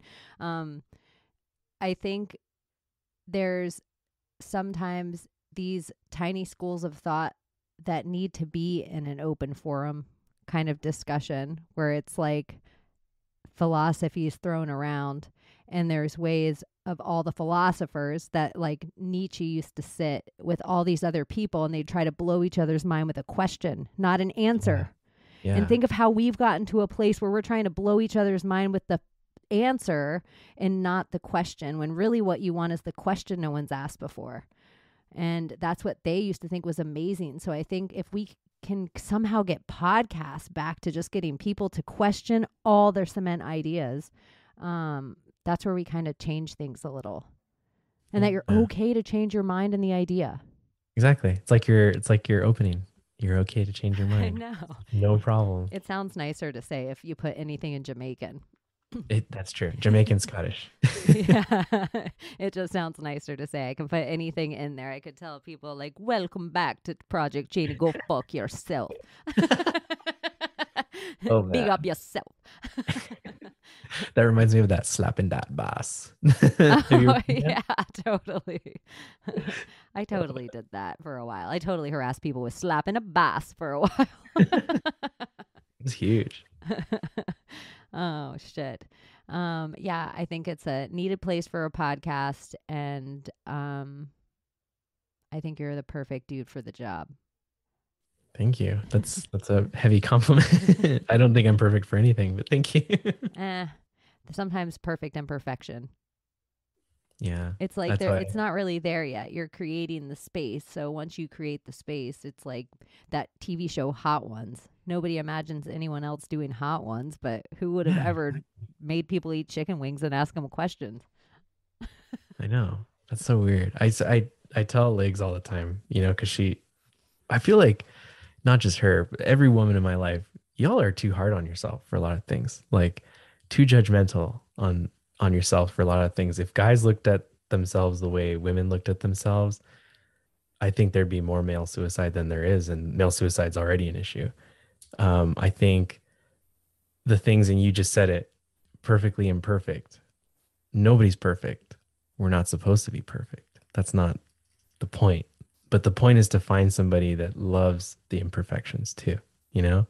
I think something I talk to her about all the time is like, I feel like we know each other. Maybe we met before in a previous life, or we knew each other in a previous life. And I think for me, I could be alone too. I know how to do shit on my own. It's not a big deal. But having her, and I think the point of having like a partner in your life, I'm sure from having a partner in your life, it's way more rewarding. And any imperfections you see become perfect. Like those things, like if she didn't have certain things, I'd be like, what the fuck's going on? It's not her. And I hope she looks at me that way when she sees all my flaws, because I know I have a lot of them. Well, don't you think it works in the reverse? Like you meet somebody and they look like a supermodel, and you get to know them and they're like shallow or vain or just an ugly person, and they become ugly to you. But you meet somebody, and like on this shallow scale of like 1 to 10, you meet somebody and they're like a 5 or a 6, but you just get to know them and they're just full of depth and they're artistic and whatever the words are that you're into, and then you're like, oh my gosh, this person's an 11. Exactly. Like, oh my gosh, they're everything. Exactly. Yeah, I always was attracted to her, and so she actually asked me out first. She didn't really, I asked her on, like, when we went after a bonfire, I asked her to go out to eat. I was with a friend, and ever since then we just kept dating, and it was just like a continual growth. But yeah, I don't know where I was going with that. I kind of lost my point. But yeah, she just means a lot to me. So she's probably the reason why this show even exists. She came up with the show name. She doesn't know it, but she has a lot of like great things in her. And yeah, that's just something that I think I also want to talk about on my show, is how can men help in reframing our point of view to where we look at somebody like, I don't know, I'm out of the loop, so I'm going to throw like an old name out there, like Giselle, or like Cindy Crawford. And those women were like 10 in their day, and they were like perfect according to society. But I think we need to look more at like each other and not those people. Like those people are put out there for a reason. And I think if we just kind of detach from media a bit and we realize like the great beauty in the people around us, like those sixes like you're referring to, or fives or whatever, there's a lot of 10s, 11s around us. We just need to look, and you need to get to know people too. Well, it's And like brainwashed. Oh, we don't have the eyes to see it. They've created yeah, with the Cindy Crawford world. You said women are so hard on themselves, but Cindy Crawford or any airbrushed woman that's out there, whatever your time frame you want to pick from, that's the airbrushed woman that all ladies compare themselves to for a yeah, decade, and then they do it to Kate Moss for a decade after that, and then they do it to Beyonce for a decade after that, and then they do it to, and we just keep jumping into different versions of airbrushed fake women, and then all men are seeing that as their new sexy each one of those decades. So it's becoming these two, like, women are comparing themselves to and not just an unattainable idea of beauty, but your idea of beauty is becoming completely tainted, like completely false and tainted. And like airbrush shouldn't be sexy, cellulite should. yeah. It's 70s women, like when women were a lot more natural. In 70s, hair was long, and women wore very like colorful outfits, especially in the 70s. It was like getting to that disco era. Like, to me, women in the 70s, that was like the perfect natural woman, and I like a natural woman. I don't like fake. I don't like if you put too much makeup on, I'm like, you're lying about something, like what's it going to look like when you take all of it off? Because that's the person I'm going to wake up next to. Like, I I'm want to not be able into the contouring either. Like all yeah, that makeup and like it's weird. yeah, the weird stuff I'm attracted to on ladies is like such a little quirk. It would be such a quirky little thing that I would have to know you and sit across from you, that I'd be like, you know what my favorite thing about you is? And it wouldn't be something that would be probably noticeable on a magazine cover. It would be Yeah. some tiny little thing like, I like the way your nose moves when you say this word. And you'd be like, what? You're like, you paid attention to me? I Like, yeah. know. Yeah, like sometimes too much attention. I was totally lost in your face while you were speaking, and I know there was words coming out, but I was just staring at your face. Oh man. I've never got caught staring that deeply, but I did. I'm not gonna lie, like, I dated girls before, and I was like, I look at who I was then, and I was a boy, like I liked what boys like. And speaking of like pornography and all that stuff, like I feel like that's super toxic, especially growing up. If you see it and you become like thinking like that's what women are, that's what they are. No, it's not. Like women are very complex creatures, and it's a great puzzle to figure out, I think. And that's something that I've come to really enjoy figuring her out. And I still don't know her completely, and I don't think I ever will. But it's always good to know. And those little quirk things, I'm like that too. I like that, where there's like little things about her that I notice that she doesn't notice. Like there's inside of her, she has beautiful green eyes. And inside of her green eyes, there's these like little flecks of honey that are like little dots. She doesn't notice that, but I She do. has freckles in her eyes? She has like little flecks of honey in her eyes. It's I do really, too. really cool. It's really cool. I have freckles in my eyes, but I always think I'm like, nobody has freckles in their eyes, but I have green eyes with freckles in them. That's so crazy that you said that. Yeah. And green eyes is rare. You guys are 2% of the population. Mhm. That's rare. Like I have blue eyes and I get compliment on my eyes all the time. But when I notice the green eyes, I'm like, wow, those are beautiful. I don't know why. I just like green eyes. I like green eyes too. I know. It's so green and blue eyes. It is what it is. Yeah. Brown-eyed people, I'm so sorry. But it's really just because brown eyes is the majority. If it was the minority, Sure. we'd all probably be like, "Oh my gosh." And are you Mexican? Yeah, we're both actually. I'm half. My mom's from Mexico.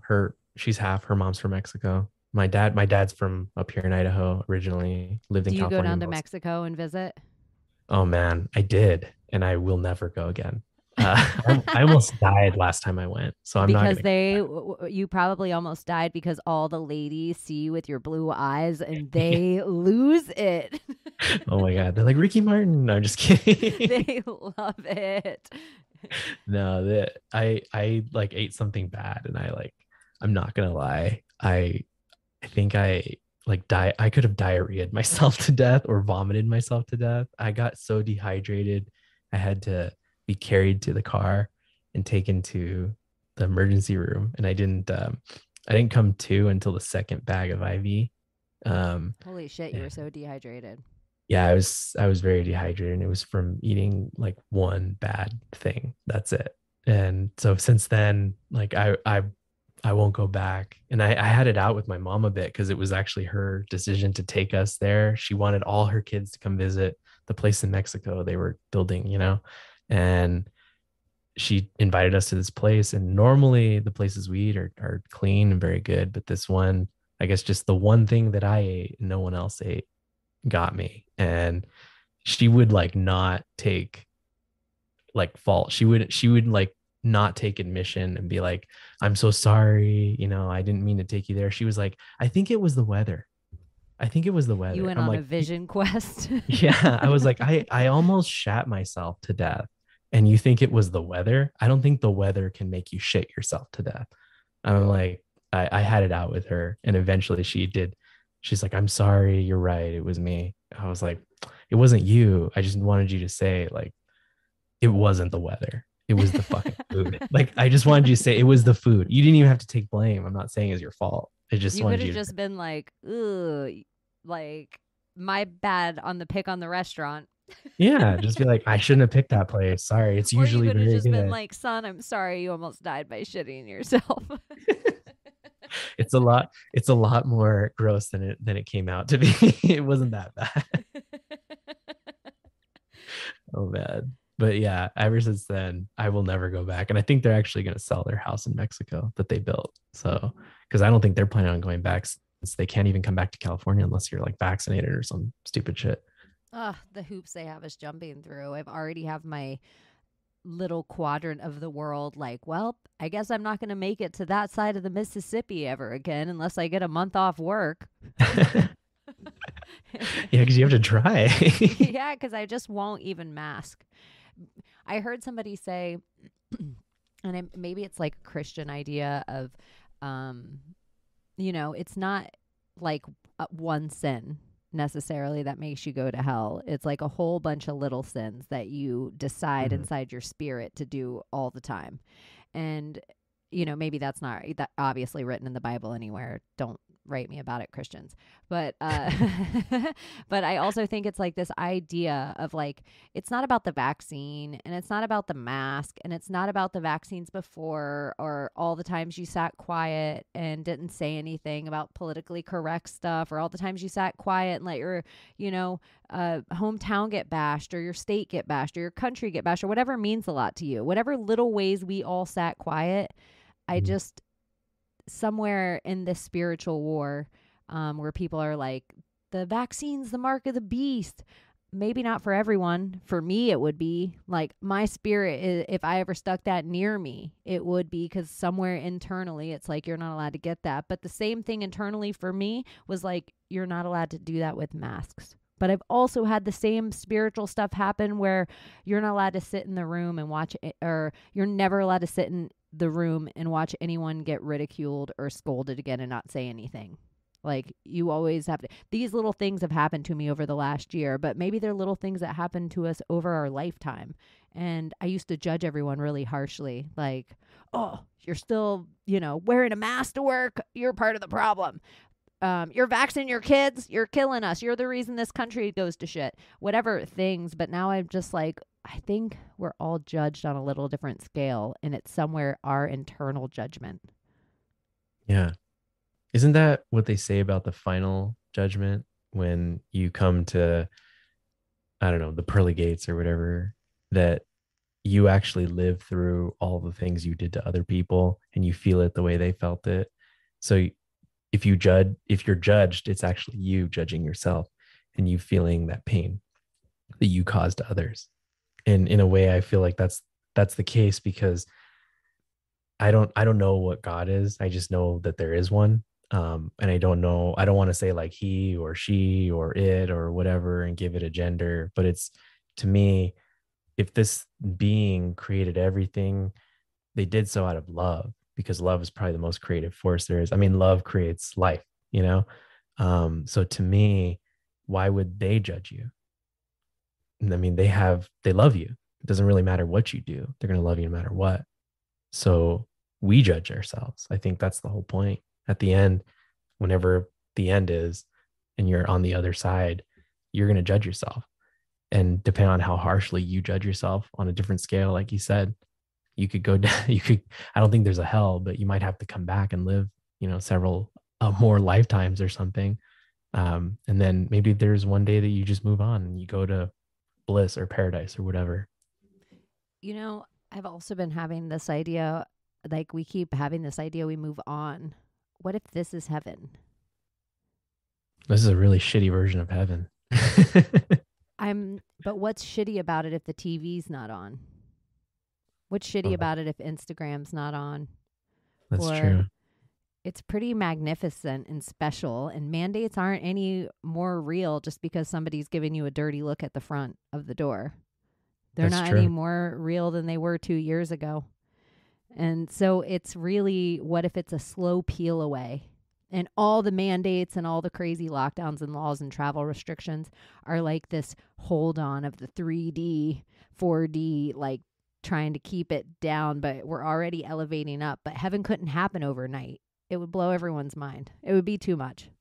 It just has to be a slow peel away. That's true. That's kind of like what they say in the Matrix movie, where I think it's Agent Smith talking to Neo, and he said, we tried to give everybody paradise and heaven, and they rejected it. They didn't like it. So we decided to make you this world instead. And maybe that's the case. I don't know. I know from my Mormon roots, there's 3 versions of heaven according to Mormons. There's the celestial, the telestial, and then something else I forgot. And if you're like the best, like Mormon, you get like the top form of heaven, where you become a god and you get to do your own little business, in your own universe. And then the other 2, like the first one is supposed to be like 1,000 times better than Earth, but not quite perfect. And then the second one is supposed to be like 1,000,000 times better than Earth, but not quite perfect. And part of me thinks like this could be heaven, and parts of our lives here are heaven, especially with the people we love. But if it was heaven, I don't think Instagram would exist. I think none of, like, what would be Instagram? It would be like, Chaney, I'm going to send you this picture. Oh, you got it? Cool. It's cool, right? You like the picture? Like that's heaven. Like just to be able to like mind. Do you think that exists right now? I do. It's your personal choice if you want to turn hell on. I do, but I feel like a lot of it has to do with shutting us out with like this EMF web that they put us in, with like 5G and Wi-Fi and radio signals and all kinds of stuff that, like, the flu wasn't a thing until radio came around. Like, tell me that's not a coincidence. All this stuff shuts our ability off to do that. And so unless you're like Buddha level, like psychic, it's hard to do things like that. Like Legs is touching her third eye. She is growing so much. I had a migraine the other day and she freaking healed me. She got rid of it. And I know there's power in us because I felt it from her and I felt it from other people that have done healing. But she has a headache today. Yeah. And the funny thing is, it started in the back of her head and she tried to meditate and like get rid of it. And then she forced it to the front of her head, which, it's funny if you actually know, like, your focusing power is the frontal lobe. Mm-hmm. And the back of your head is actually the occipital lobe. It's your vision. So I wonder if it was like a pressure headache or something that she saw with her eyes that caused her to get a headache. And then she forced it into this area. So yeah, I don't know. She wasn't able to I guess heal herself, but she has people out there looking to heal her.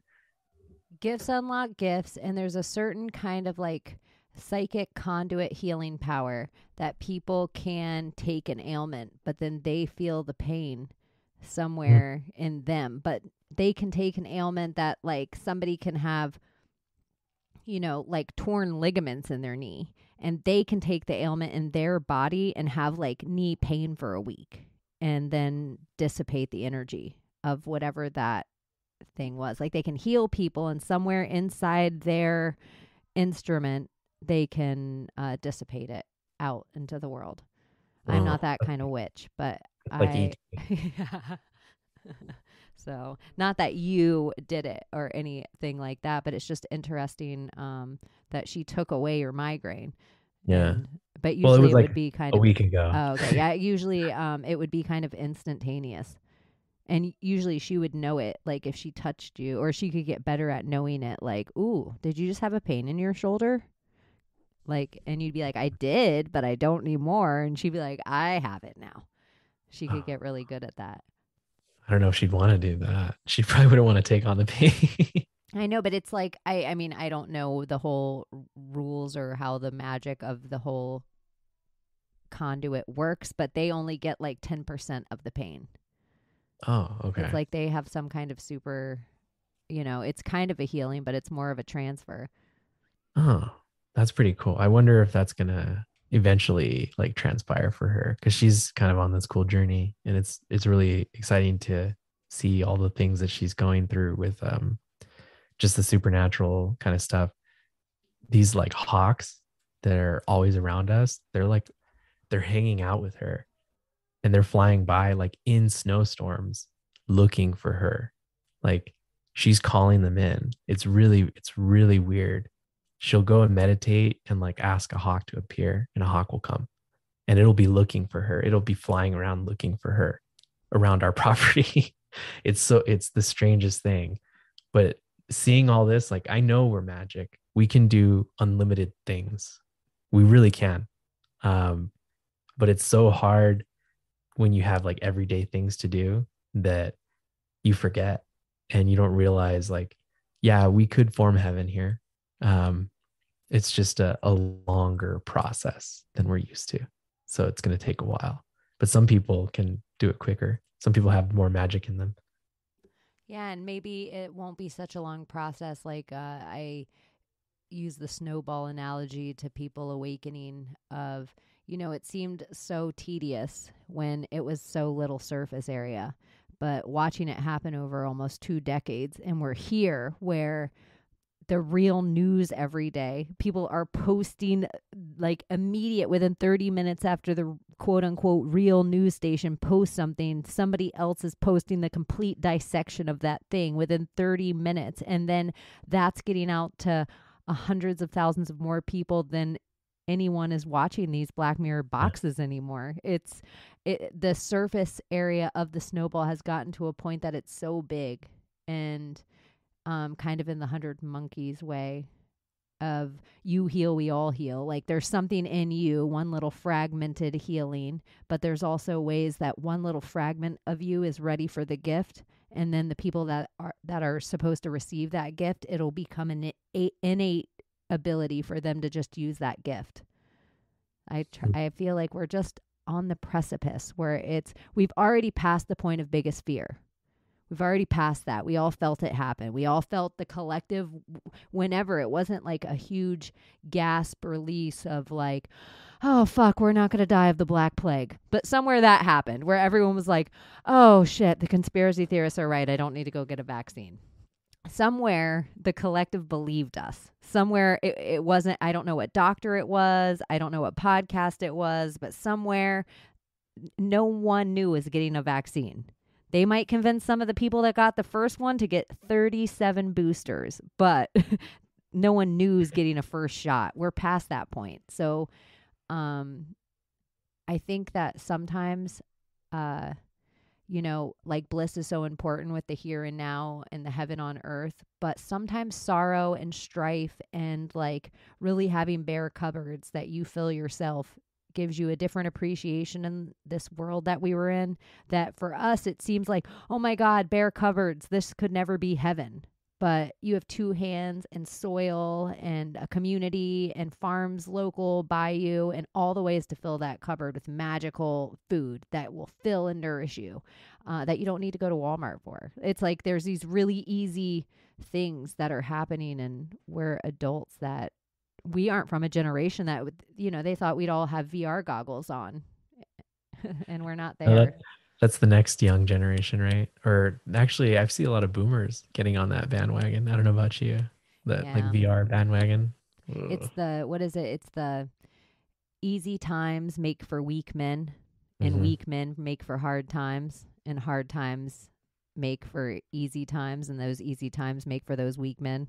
So Mhm. it's like the boomers are the weak generation that let the whole country go to shit because they they were like, oh, you Vietnam babies, you Vietnam little babies, you little hippies, here's some credit cards. Don't go ruin everything. Oh, you ruined everything. You voted for Reagan, a Bush, a Clinton, Obama. Like, you really did it to yourselves. And Yeah. so it's no surprise to me that they're the same generation that they're like, Amazon? Yes. Kill the post office? Yes. VR goggles? Give it to me. Bill Gates? Hero. Fauci? Love him.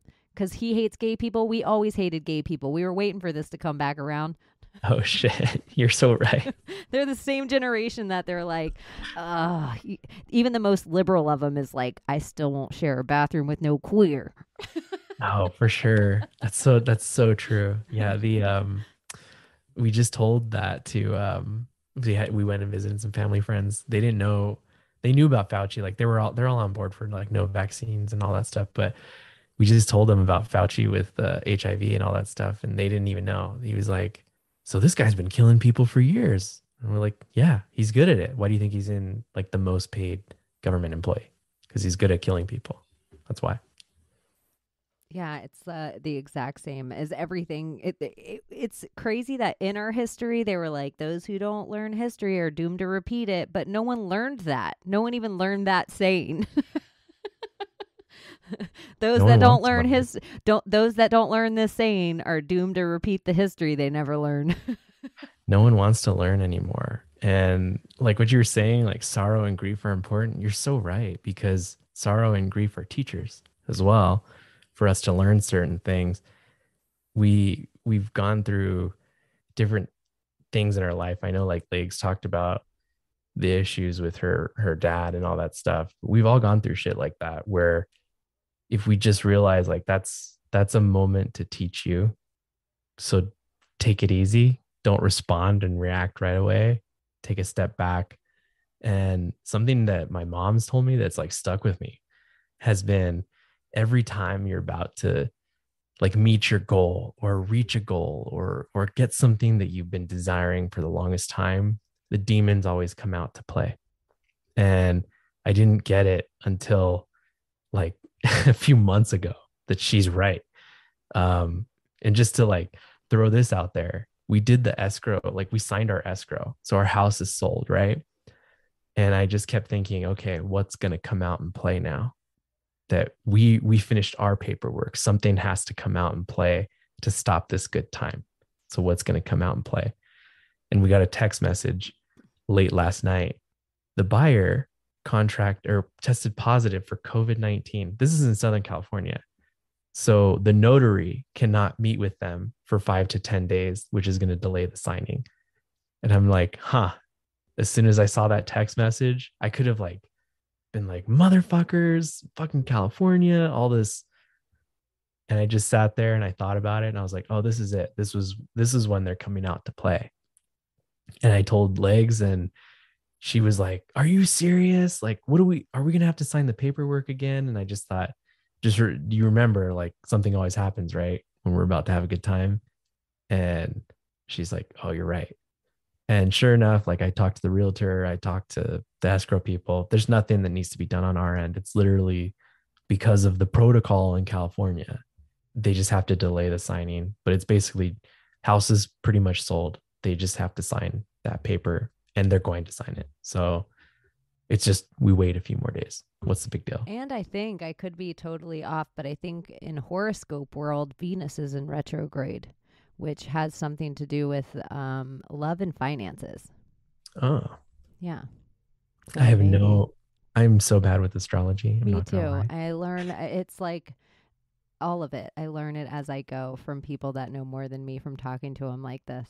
It's the only way to learn.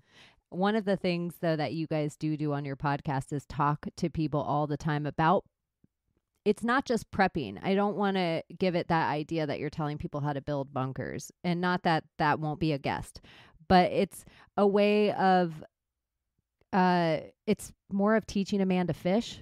Like if you teach somebody, if you prepare someone, you take away the panic. And so Yeah. you're not out there like being like, hey, everyone become a fisherman tomorrow. But you maybe should still learn how to use a fishing pole. Yeah. And I need to learn how to do that myself. I actually am terrible at fishing. Probably better at hunting, and I still never caught anything. Um, it's something that there's so much doom and gloom. And not to like trash any other show, but you've been on like Union of Dan Wanted, right? And we went on not that long ago. And the whole message of that episode was we're fucked. We're all going to die. There's nothing we can do. The technocratic revolution is here. We're all fucked. And Legs and I are sitting there like, what the fuck are we doing here? You know, um, we're just not that kind of, we're past the hopelessness. We're past it. There is hope. And we are it. We are the hope. The things that we do, we quit our jobs. That might sound like a crazy thing, but in this world, it's not. Like if you're not happy, there's not enough time in this world to make you happy with stuff. You're not going to be happy with stuff. So yeah, we don't have as much stuff anymore, but we're happy and we have each other and we have the best food that we've ever had. We have the best community that we've ever been a part of. And that's what I want for other people. Part of us being up here is I'm not just an anchor for maybe family that can come up and escape the hellscape of California, but it's also for people like you, for people like Adam, for people that who knows where your state's going to go.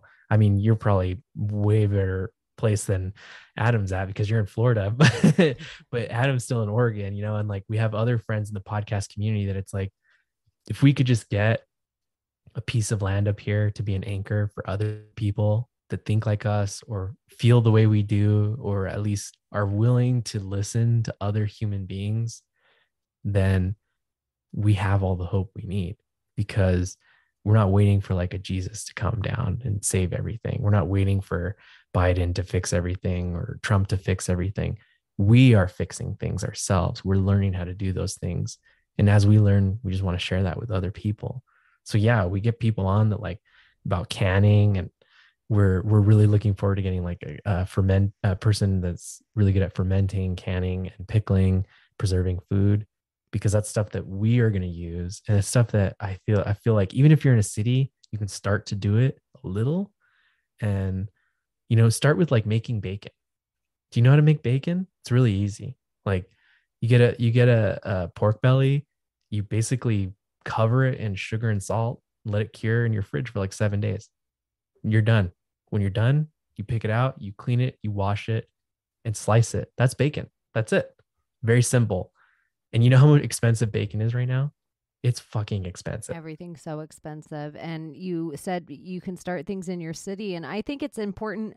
The smaller amount of property you have, start it there. You don't need an acre to garden if you've never put a already matured tomato plant in the ground and can't get a tomato off of it. Like how easy society has made it for you to try to get fruits from your labor, and you can go to Home Depot and you can get all these plants, and people still can't do that. So I feel like if you just can have like 2 by 2, just start small with that amount of dirt. What herbs can you grow? Like your herbs will cross pollinate. You might notice all your herbs take over that little area and you're like, I should pot my herbs and not put them in here because my tomatoes won't get any room. Start learning in this really small area before you even have the farm. I think it's even important that people do practice with a little bit before they overthink a whole big idea. Like you can't have a cow. You don't even take care of your cat well.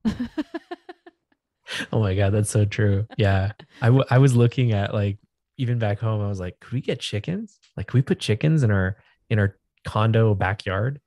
No, we're not allowed to. But that's stuff that you can do. Like she grew these amazing tomatoes, two different types of tomato plants. They took over the area, jalapenos, and then some other plants that, yeah, didn't work out.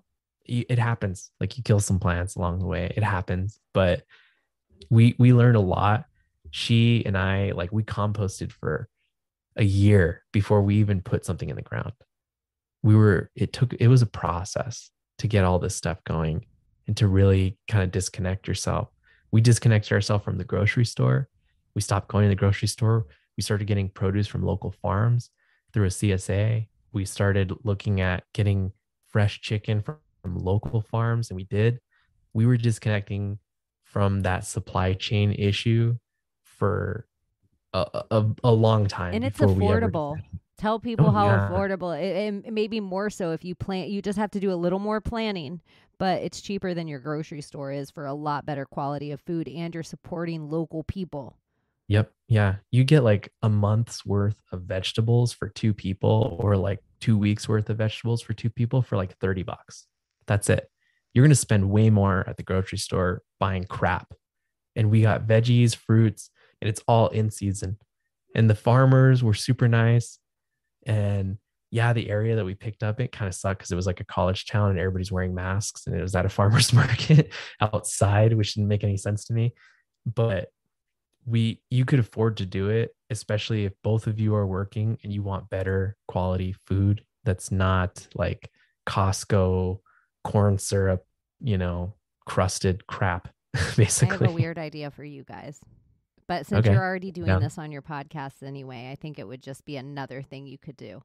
So you're going to have different seasons and different harvests and different, whether it's Yeah. crops or milks or cheeses or things that you come into it that come into your hands. So a cool thing would be, maybe even for your show, would be to take the things that Legs harvest or that you guys get together, and then figure out one or two cool recipes to teach dudes how to cook them. Ooh, that's a good idea because I actually love cooking. I think that's when we were back in California, we I would do a lot of the cooking. I'm not gonna lie, because she worked 9 hours a day. I worked 8 hours a day. Maybe if I did overtime, but I never wanted to do it, so I didn't do it. And she was tired, so I like cooking. I look at it like a release. It was just to see her smile on her face when I make her something and she really likes it. It's like, oh, okay, I did something good. And I would love to teach other dudes how to do it. I'm not an expert by any means. I've totally cut myself plenty of times with knives and shit like that, burned myself all the time. But you know what? You got to do it, and it's fun. It's actually really good. And if you don't know how to do it and you can't cook your woman a meal at least once because she's always busy cooking you a meal usually, come on, like you got to do something. Like you got to bring something other than a dick. Well, and I just think, I'm a great cook. My wife is a far better cook than me. Like, she's chef level cook. So even as Yeah. good of a cook as I am, I'm not as good of a cook as her. So anytime she comes in the kitchen, I immediately become helpless. Like, I can be sitting there chopping something, like I look like, TV chef. She comes in and I'll just cut all my fingers off. Like, I Oh, just yeah. don't even know. I'm like, hey, where's this? How do you use this? Should I put this in here? She's like, you were totally capable until you saw my face in the kitchen. And I imagine that men must feel this way too if their wife's always the one that takes up that spot in the kitchen. And maybe a lot of women feel this way around. I have a lot of my lady friends that are married to chefs or like restaurant managers, so they are with capable guys that are really good around pots and pans, so they feel completely helpless in the kitchen. So maybe I'm just saying this like I'm having my own church moment. Whatever our spouse does better than us, maybe it's important sometimes we do that act of love Yeah. for them back. I agree. It's like, I know 100%. it's their love language too, but not necessarily. Sometimes it's just they find passion in it, but they would think it was really cute that we tried. Yeah. And I feel like a lot of the times we just try and they just like they like it anyways. It's like, oh well, he did it, so I like it, kind of a thing. Or maybe she's just being nice. But like something like, so she's sick today. and she's not feeling good. She has like terrible headache. When I have when I'm like really sick, she fucking babies me. Like she really does. She takes care of me. So to like make her pancakes this morning and make her sit on the couch and be like, you need to sleep all day and not do anything. Let me take care of everything today. And she was just like, but what do I do? Like I have to get up and do something. It was nice to feel what she feels. And like when she takes care of me when I'm really sick and to do that for her, like that's the one thing like I know for sure she does way better than I do. She takes care of me way better than I take care of her, I feel like. And so to kind of be able to put my feet in those shoes and like feel them, it's really cool. I don't know if I'm doing it right because I'm right here recording a podcast, but she's taking a nap. So Well, it's nurturing. I think even the attempt is awesome. And usually when people are sick, I don't know what it is about a lot of people when they're sick, they start apologizing. Like, I'm so sorry. I'm so sorry I'm sick. I'm so sorry. Oh, don't do this for me. I feel bad. Like, if you have a great partner that's like, no, lay back, kick your feet back. I'll put whatever on the TV. I'll make whatever soup you need. I got it. Like, you just shut your eyes and sleep. yeah, because you want them to feel better. I mean, she does it for me. So I want her to feel better. We take care of each other really good. It's a lot easier because we don't have kids, you know, we just have Izzy the dog. And so she's like a baby because she acts like a little brat sometimes and doesn't deal with things well. But And you're talking about Izzy the dog, not Legs. Not Legs, not Legs. No, she's not a brat. But it works, you know, and I don't know. I don't know what's gonna happen in the future. I don't know if we're gonna have kids. Maybe we can't even have kids. I don't know. You know, we did take some vaccines in our life, so we might be all fucked up. But if it's meant to happen, it will happen. And I feel like she's gonna be an amazing mom. So I have to kind of compete with her and try and be a great dad too, and be there. But yeah, it works now. We'll see if it works if we have a kid. Might be totally insane after that. That's awesome that you have a partner in crime. And that you recognize how awesome it is. Like so many people are in relationships that they don't even realize they have a partner in crime and they take their person for granted every day. And it's like that person is your other person. Yeah. The other half of your soul. Have you guys always been like that with each other, or when did you realize it? I've always tried to be like really affectionate with her, really sweet with her. I feel like when I wasn't awake, I was more of an asshole. And what really woke me up was the first mushroom trip we did. And then I think I want to say like 5 or 6 mushroom trips later, I had this really significant one where I saw her and she was glowing. Like there was like this golden aura around her. And everything kind of fell away. The room wasn't there anymore. I don't even know where we were, if we were like outside or inside. I couldn't tell because everything was out of focus except for her. And the message I kept hearing in my ear was, you're here for her. You're here for her. And as I looked at her, she was getting brighter and brighter. And to me, ever since that moment, it was like I guess like an awakening or like a knowing or something of your purpose is to protect her and to keep her safe. That's why you're here. And through that, you will get a reward. You will be happy. And I feel like after that moment, I've tried my best to be like a better version of myself for her. So every little kind of flaw that I thought was like a negative character trait of mine, I've been trying to slowly let that go. I used to be very highly reactive to things. Like when something would happen, I would just snap and react. Even if I wasn't like a violent person, I was more of like I would just be a loudmouth about it, you know? And that's kind of gone away more and more. I still have it. Sometimes it happens, but a lot of that stuff. And like, I feel like I snapped at her before, but a lot of that, like that's gone. Like I try, and if I feel like she's done something of harm to me or like something that is a dig at me, I try and like see it from her perspective first before I react to it. And that's what's happened after that trip, is like I realized like I need to place myself in her shoes because she's gone through a lot, and you need to understand. Like if you're here for her, you will understand. So it's changed me as a person to try and be the better version of myself. So that's gone on with like food, eating, trying to stay active and fit, trying to be more of the positive rather than the negative, more of the hopeful rather than the dreary, and to change who I am so that she becomes the full person she needs to be and play that supporting role. And I don't know if it was just from that trip or if it was just something that like I've started doing and it just felt good doing. So I just kept going with it. And she's a good mirror. Yeah. For you, like your projection.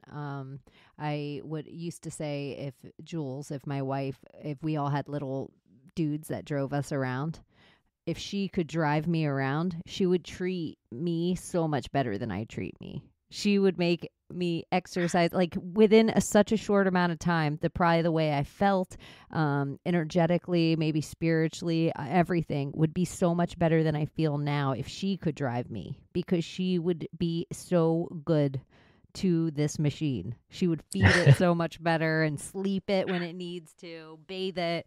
Like I'm such a kid when it comes to that stuff. So I feel like the universe gave me a very kind mirror of projection to want to, it's not just be better for her. Every way that I want to be better for her, sometimes I ask myself, is this better for me? Yes. Is it better for the whole universe? Yes. Oh, okay. Thank you for allowing me to see that through the projection of her, because other people have been trying to tell me this for years, but I did not like that reflection.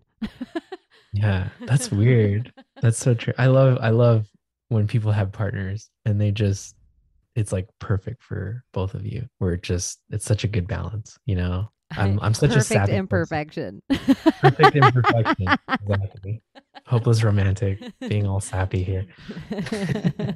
It's good though. I think that another thing that you said, which is just a philosophy I like to break down, is the sword and the stone philosophy. Like, what could the sword and the stone have meant? And I've seen so many different ideas of this, but for you, it sounds like your sword and the stone would be the Guinevere idea, that some people thought that the real sword and the stone that King Arthur was always protecting, that he really pulled out, that nobody would really know, was Guinevere. And he found spirit and like such a blessing in her, and whatever, maybe her bloodline or her womb or her love, that was the real thing that he released from the stone and was worth of making Knights of a Round Table around, and a whole Templar about it. Some people think it was just to protect Guinevere. Huh. I like that idea, because there's certain people like that in our lives, that they're like the sword and the stone that we're protecting. That's so interesting. Yeah. So Legs is maybe your Guinevere. She definitely, your sword and the stone. She definitely is, for sure. That's perfect. But I sometimes women must be attached in a way, even just of women that are really close to me being pregnant, and how their dreams get and how their spirit gets. And even how, we hear like in native cultures, like our hair, there was those military, they took the Native Americans, they were wind walkers or something, and they cut their hair, wind talkers, and they cut their hair off, and they couldn't do their tracking as good as they used to. Well, think of when a lady's pregnant, how her hair gets like next level, like thick. Sometimes it changes color and texture, and pregnant ladies are always like, this is the best hair I've ever had in my life. It's like they must be spiritually inclined and attached and all of these things. And it's even at the earliest conception of birth, they've taken away how amazing and strong a woman is to give a birth and let a man see it. Her standing, her pulling out a fucking baby out of her own womb, like the whole entire thing of it, this primal animalistic thing. They've taken that away. And then they've taken away what it meant for the man to be the first thing to like hold and feel the heartbeat up against the woman and all that, by like, here, cut the umbilical cord, where now they actually have the man be the thing that cuts the spirit from the woman. like cuts the baby from the woman. It's like even the alchemic process of the doctor handing over that to the man for him. That's the only job he does in the waiting room. That's so weird. It is. And they used to not even allow men in the delivery room. They had to go wait in some waiting room. If you ever watch like Lucy, like when little Ricky came around, We're here with cigars out in the waiting room. yeah, they just wait out there and it's like your wife is going through this whole thing. They probably like drugged her and then took the baby out of her rather than her naturally passing the baby. It's so backwards now. I'm like, if we ever have a kid, I want that kid born at home with their mother and father and love. That's it. It's when you look into like water births, or even they say in some of the islands you can go to, and a pregnant lady can get in the water and dolphins will swim around her. And there's something about their sonar that she can have like a painless birth with these dolphins in the water.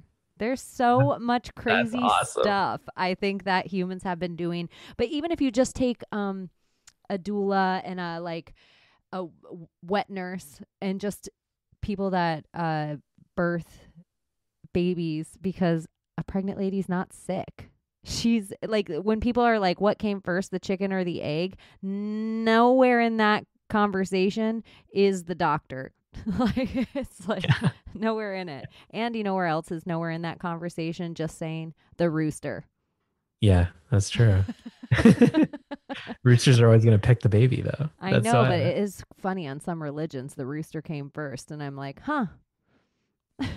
Really? The rooster came before the chicken? Wasn't that the Adam or the God of it all? Oh, yeah. I forgot. Huh, I never even looked into anything like that. I was just like, oh, that's interesting.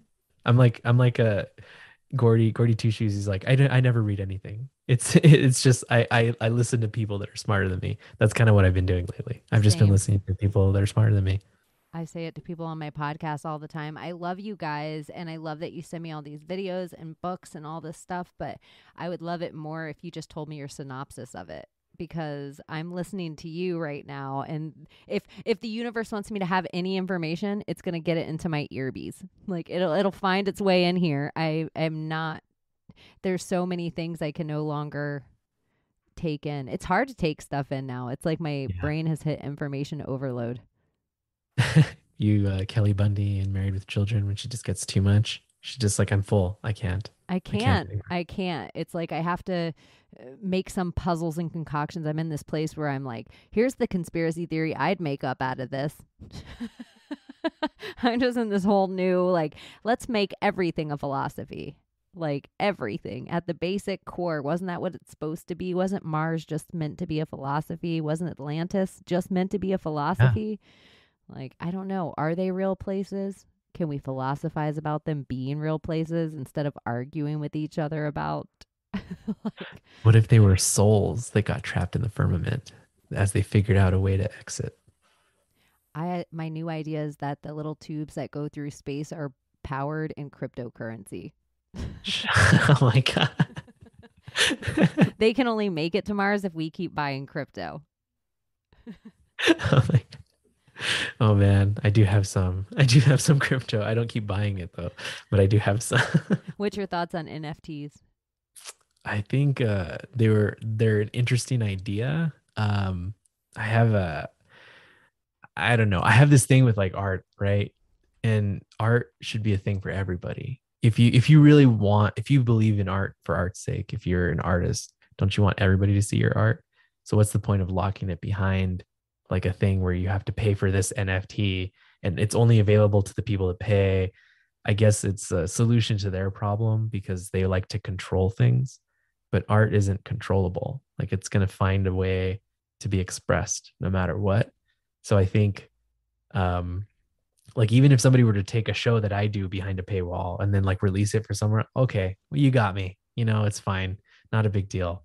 But I don't know. I think it's kind of stupid. Like crypto in general, I have some, but I'm not reliant on it.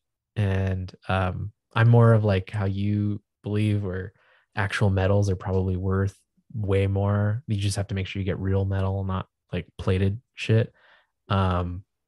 And our money is useless. So all that stuff is It's all an illusion anyways. Money is useless. It's energy. It's all about energy. It controls it. That's what it is. So you do think that we could get to Mars by cryptocurrency? I don't even know if Mars is a real I place. know. That's what I feel like. It all seems like, is Agartha real? Is Mars real? I don't even the fire where Kyle Rittenhouse shot those people. Like, I don't know if that was real, because I know that the Capitol insurrection wasn't. So Yeah, I'm like, for if sure. that's what they're capable of, I have no idea what's on the TV is real anymore. They just run with whatever narrative. It doesn't matter how many people are there that's like, this didn't happen this way. No, this is how we're going to run with it. I think it's the old, if you repeat a lie enough, right? Somebody they'll believe you, or it becomes fact or whatever. That's nah. I'm not on that train anymore. I used to be a freaking drone. I was like a Bernie supporter. Then I became like a libertarian. Then I was just like, oh, I'm just gonna vote for Trump because he's the lesser of these two evil. Like nobody likes Joe Biden. And then like the whole Q thing happened, and I was like, I don't know what's going on with that. My dad was really into that, and then he dropped that, and I don't know what I am politically. Politically, I'm homeless. I don't believe in anybody. I believe in myself. I can govern myself. I know I'm not going to be an asshole to other. I'm not going to go kill people. I'm not going to go steal. I'm not going to do any of that. I I don't was need some sillier. help. I voted for Bernie because I thought he was this independent, like, oh, okay, let's light this system up from the inside out. That's I why I voted I for just him. knew Hillary's not going to win. If we can just get Oregon and Washington and California, we got this shit. I didn't Yeah, even know it was really the first reason I ever even found Trump, because I was all into conspiracy, so much conspiracy, but there's so much shit I didn't look at. The only reason I was like, you know what, Hillary? I will vote for Donald Trump just so you don't get in office. I will be the most disgruntled Bernie person you've ever met, Hillary, and I will vote for Trump. But really, the more I started to look into the Bernie election, and I was like, she stole this from him. What the? yeah, And the more I started to look into it, that's when I first found the Dominion machines. That's when I first found all this. And so it was like all the way back at the Bernie election that now this whole 2020 election that happened, and it's like, oh my gosh, the reason I had all this info in my head is because of how I thought Bernie was like a good guy. And I like, I would have never even found this information if I wasn't like, I'm going to get you, Hillary Clinton. I yeah. And didn't then even he played along. I know. I didn't even see a world that, no, the bird that landed on the podium was a robot, you stupid bitch. I didn't even see a world that they're like, you didn't realize that we made the entire slogan of Portland, Oregon, put a bird on it. And then we had Bernie go in and had a bird land on his podium. And you didn't see that we set this all up for the entire area to become the biggest socialist like network of the United States. You don't see that we set this up for you. And I was like, no, I didn't. I thought Bernie was a good guy. Oh man. So do you think all of these people are connected and behind, like a lot of it to me is like CIA ops. A lot of it is people that are connected, like the Bush family that were, like George W. Bush was a horrible, horrible guy. And he was so deep in the CIA. Does he just use this as like his own little company, and they go out and cause chaos all over the world and confuse us and get us to fight each other because they really want to just keep us distracted so they can keep making money? Is it about that, or is it I really think money's fake, they're like just you devil said. worshippers?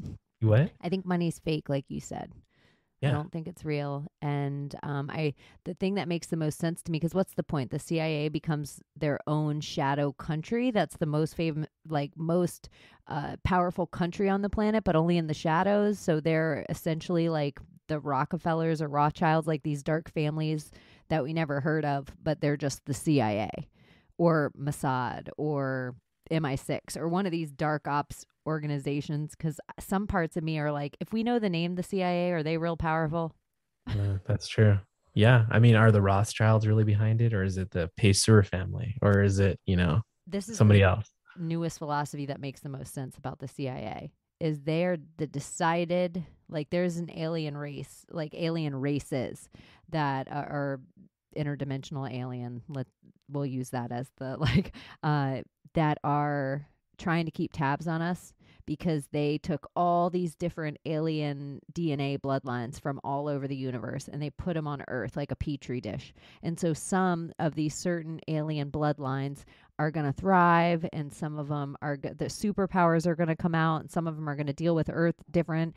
So the CIA created things like Google and Facebook, but then also things like 23andMe and COVID PCR testing, so they could keep track of all these bloodlines for a really long time. And that's why I think the elite run on bloodline specific stuff. So some people think the CIA is just an in-between between this like interdimensional alien overlords and keeping information on us, because some of us are these bloodlines. Whoa, I've never heard. Did you come up with this? I've never heard this. No, it was like, it's like the amalgamation of probably like 5 TikToks. True it's news brand source. new. I just heard it in the last few weeks that I'm like, makes as much sense as any. Because what is the goal behind the CIA? They just want to run North Korea. They just have CNN, a news organization, and want to pick a few presidents. There has to be a bigger goal. Yeah. Part of me thinks that, yeah, that could be it, because they're definitely behind stuff like 23andMe and all that stuff. But another part of me is like, are they really like Satan worshipers, or like do they worship dark entities and they really, really do want to bring about some like end times crazy shit where the devil's gonna make a freaking appearance? Or like, is it really that? Because there are psychopaths out there, right? Like we all agree that there are, I don't know if serial killers are real. That might be a CIA op too. But there are people who do kill people, right? There are probably random people out there who would enjoy killing people. And a lot of these people are probably in power. So maybe they just get off on hurting us in really fucked up ways because it pleases them and it pleases whatever this dark forces that they follow or whatever. I definitely believe in dark forces, because hoodoo and voodoo and Santeria and certain kinds of things, if you, like, let's say you want $1 million, there's a Santeria practitioner you can go to, or witch doctor you can go to, that can make that happen for you. But then every other Tuesday, you have to sacrifice a chicken to pay homage to the thing, the energy that allowed you to get your $1 million. And the first Tuesday you don't do it, like you think, oh, I already got my $1 million. I've done this for a year now. I don't want to do it anymore. That energy will come back to haunt you. Like it will work for you as long as you pay homage to the thing. And that's just in small scales of these energies that might have a name like Bobo, like a real simple thing that, like a real person I know, they have to like leave a Snickers bar and like a kid toy on their, like everybody's is different on what they have to do. It's not always like swinging chickens over your head. But they have like a kid spirit that's around them, that the Santeria practitioner, or I don't want to call it a witch doctor, because I think in Santeria they have a different name, but there is energies on the small scale that it can exist in people's lives that I imagine in the big scale, you could go to those energies and say, I want to be so famous. I want the world to know me. Well, that's going to be a more powerful energy that you have to pay more homage to. You might have to have more sacrifice. The sacrifice eventually might have to be blood. That kind of idea, or spiritual blackmail of a sense, that they give you something, and you're like, yeah, you make this kind of deal with a darker energy and you allow the darker energy to come into you. So now in the idea of in the 3D, how we think of somebody being schizophrenic, you've allowed the dark energy to now have a place in your brain, a place in your heart. You can hear its voice the same. And so the more, every time you're on stage, Sasha Fierce, you want to draw on that sexy dark energy to feel yourself that you possess all this audience with. Every time you let Sasha Fierce in, a little more of Beyonce goes. And now Sasha Fierce one day is running the show. And Sasha Fierce makes all sorts of bad decisions. Maybe Sasha Fierce likes drugs. Maybe she likes sleeping with a ton of different people. Maybe she likes to cut herself. Maybe she likes to fuck with killing animals. But now Beyonce is all the way gone. So hugs and love and that kind of thing don't exist so much anymore. Damn. So I think there's like two kinds of ideas. Huh. I didn't know about any of that. One of the women in my life was actually a Santeria, like I don't know what you would call them, priestess, whatever. Yeah, I know. I don't want to say the wrong name. Yeah. But I But know. she was like the nicest lady in the world. She treated me like her own flesh and blood. And she died like a while back. And she was like the super nicest lady. And she always asked about me with my mom. She always called me and just said hi, to talk and say, how are you doing? And I didn't know about the chicken stuff, but I knew she was into like some stuff like that, because she's an older Cuban woman. She came from Cuba. She was Black Cuban, and they brought that from Africa. And that's a deep religion. And I didn't know about any of that stuff, but she was always Some nice to me. people shouldn't, when they're like, I don't want to dabble with that thing. Like how certain moms you'll bring a Ouija board in the house and a mom will be like, get that out of here. You don't know what Yeah. you're playing with. If you get that feeling of, I shouldn't do this, you shouldn't do it. It's the same as putting the mask on or the vaccine in your arm, or you shouldn't do the waves of things you get a bad feeling about. But some people are protected that they can do those things.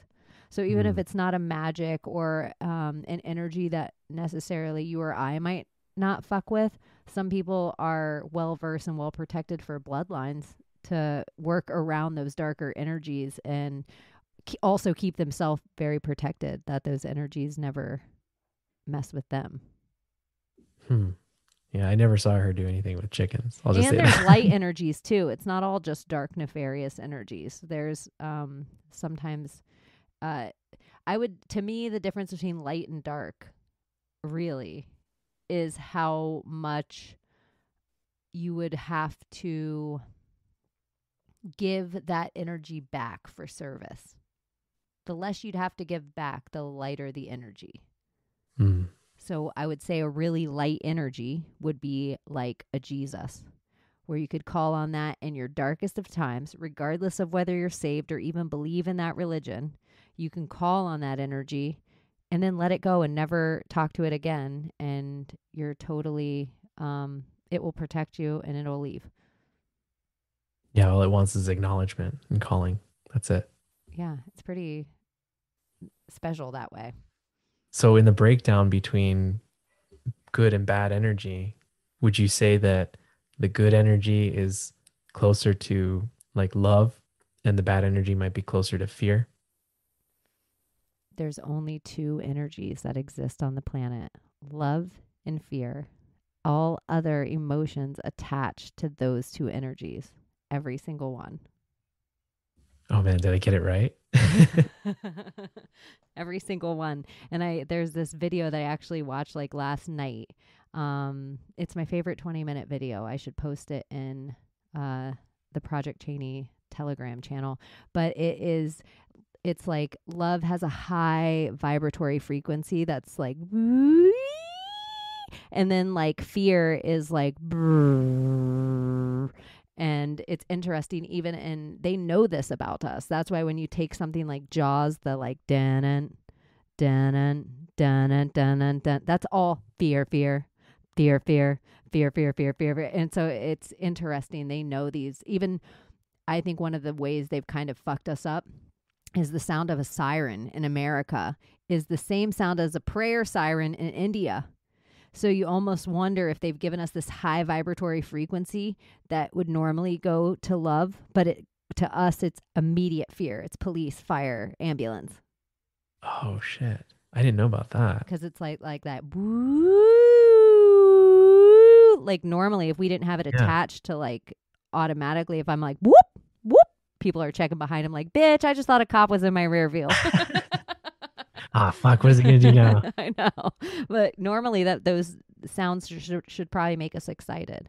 Like probably make us happy. Like if I were to like look at you like a cartoon and hearts came out of my eyes at you, it would probably be like boop, boop. It wouldn't be like boom. You know what I mean? Like it wouldn't be a tuba. It would be like the sound of a flute. That sounds like a turd. Brum, brum, brum. Oh my god. Yeah, I don't know too much about the sound frequency thing. I want to get into that a little bit more. I know that what is it, cymatics, where you take the sand and you put it on the speaker and they form certain geometric patterns. Those patterns, just to let everybody know, not encouraging you to do it, but if you want to do mushrooms, you see those patterns everywhere.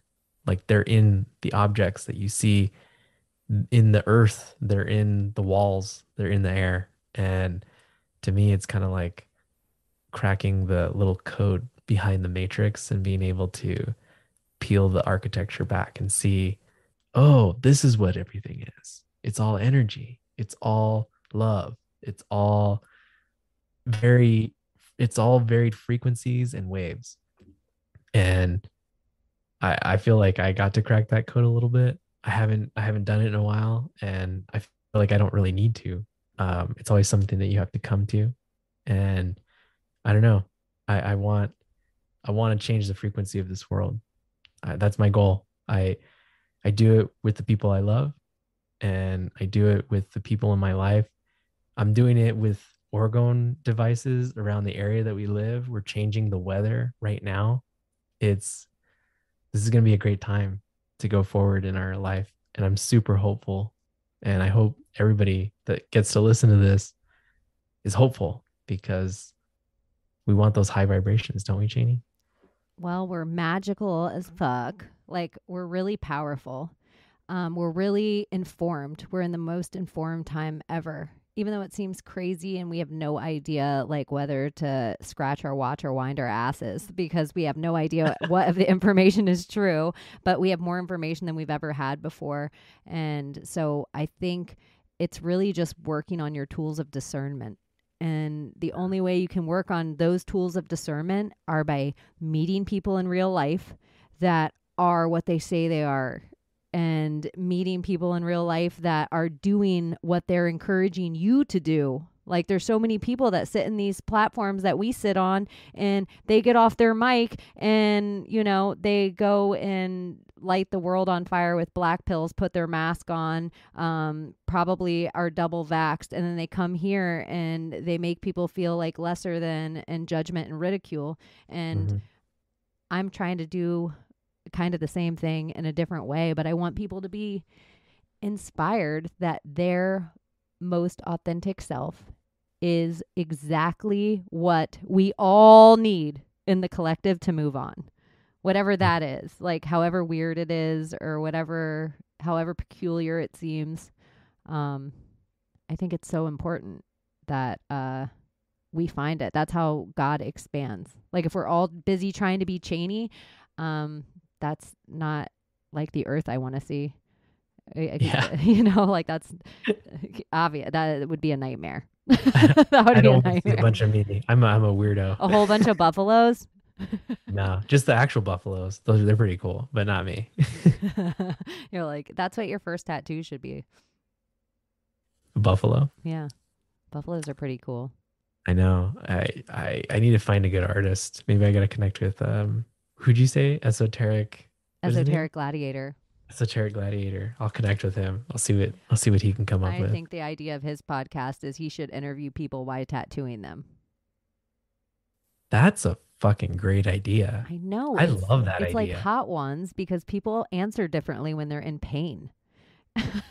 Yeah, I definitely do. I know I do. And there's so many of us that would be like, dude, totally come here. I'll set you up with a few guests or whatever and do some interviews, give some tattoos, any currency that we can exchange. We obviously will. And it just seems like a fun show. I would listen to it.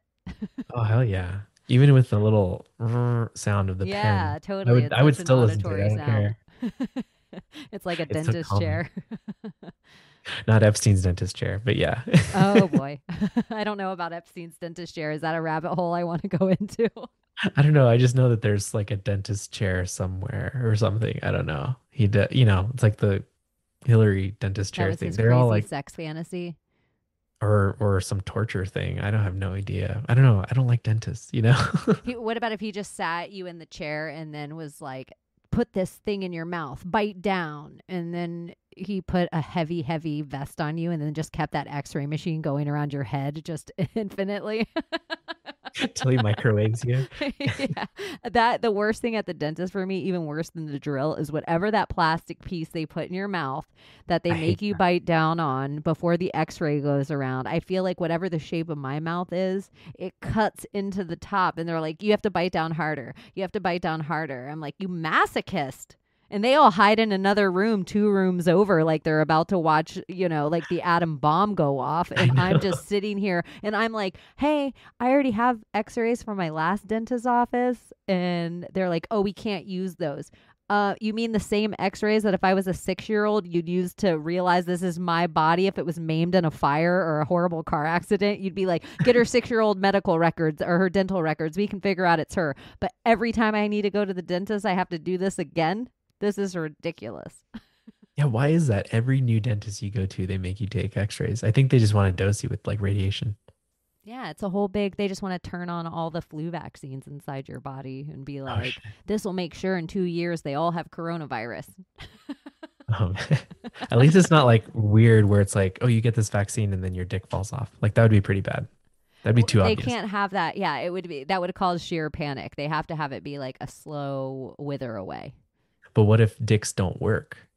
What if heart I mean, problems, we have, there you go. if heart See? problems and clotting start become a thing, a dick's not working, and then they're like, perfect, we never wanted the dicks to work, but we didn't want you to panic, so we have all these blue chew pills all around. It I seems just like think once of you even take damn the Triple blue E's chew ads. pill, you're telling your dick, hey, how about I tell you when to work from now on by giving you this pill? Yeah. Instead of like doing squats and increasing your testosterone and eating the right things, yeah, let me just take this pill. It's a And dick respirator. It's like it's like once you put your dick on a respirator, your dick won't learn how to breathe for itself anymore. and then your dick can get stuck, and then you have to go to the hospital. You know what they do there, right? They Put stick a a needle hamster in in your butt. That's Richard Gere.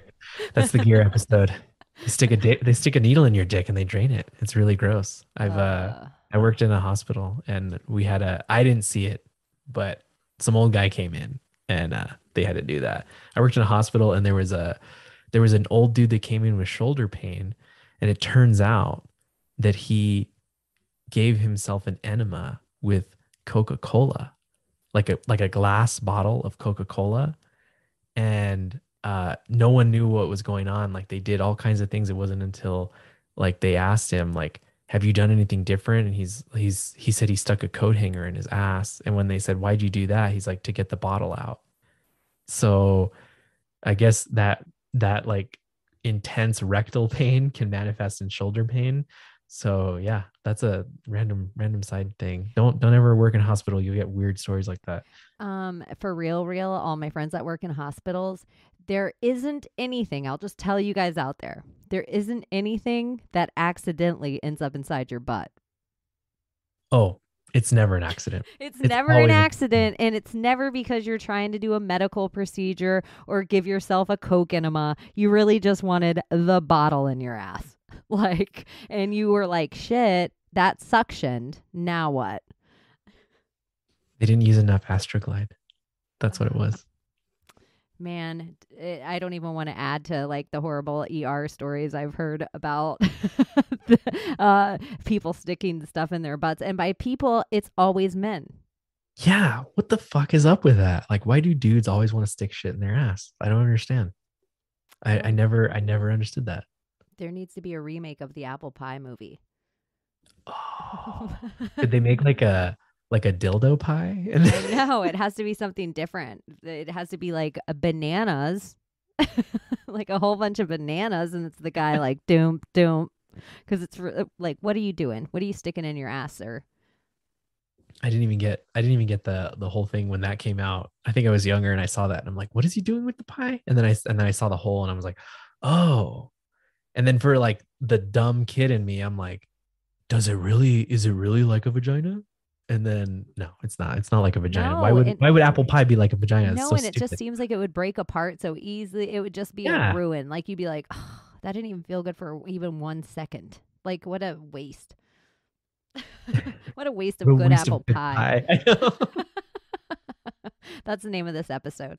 Waste of good apple pie. Is there anything else you want to leave my audience with before I get you out of here? I guess don't lose hope. And if you want a soulmate, you got to go out there and find one and be yourself no matter what, because that's the thing that we all need to see. And say what you want, because you never know when someone needs to hear what you have to say, because this world is full of liars and people that just like to tell you what you want to hear. And the ones that love you are going to tell you the stuff you don't want to hear, but you need to hear. So get your partner, get your life, clean yourself up, clean your life up, clean your food, clean your water, and don't worry about what the news says. It's always going to say something bad's happening. Does true love exist? Absolutely. True love exists. And it's when you find the other half of your soul. Do you think we could make this place heaven here and now? Yes, if we work on it, but we have to work on ourselves. Perfect. I love it. Tell everyone how to find all your podcasts and how to reach out to you. For sure. So I'm on False Reality Check. We're on Rockfin and all the podcast platforms, falserealitycheck.com. And then I have a show on Rockfin called Awakened Slaves. And Legs has a show called Vacation Forever for premium content. So if you want to sign up under us, that helps us out a little bit. But it's all about putting out good content out there and being honest with you guys. And they're pretty awesome, and they hang out in my Telegram channel. So you guys, if you haven't joined already, you might be able to find them there. And do you guys have a Telegram channel yet? We do. It's t.me/false reality check. I'll send you the link. So perfect. Yeah, and drop it in my Telegram channel's chat too, because that's where all your recipes and stuff can be. And we'll have to get all of our podcasts together to do like movie night or some kind of weird. I know you said The Matrix, and I'm like, have you seen the new one yet? But No. Have you seen it? Yes. Is it's it so good? Disappointing. I don't know if we've gotten to the point of too deep, so it's going to be too hard to kind of give us that vibe, because this is the stuff we talk about now every day. But I still would like to break it down with other people that are woke and not just people that are like, I love movies too. Let's talk about Keanu Reeves. I would be down. Although I do like Keanu Reeves. He seems interesting. He's an alien. I don't know. I think they pay him by the word. That's my Keanu Reeves. Are you serious? Oh shit. That's why he only says, yeah. Whoa. Somebody said by the syllable, and I'm like, that's probably better. It's right, because he never says 2-syllable words. That's true. You're right. I think they pay him by the word. All right, Buffalo, I've loved it. Thank you for hanging out on Project Chaney, and thank you guys for listening. Bye-bye. So she has been Chaney, and now she's off to smoke a blunt. See you next Tuesday, you fucking cunts.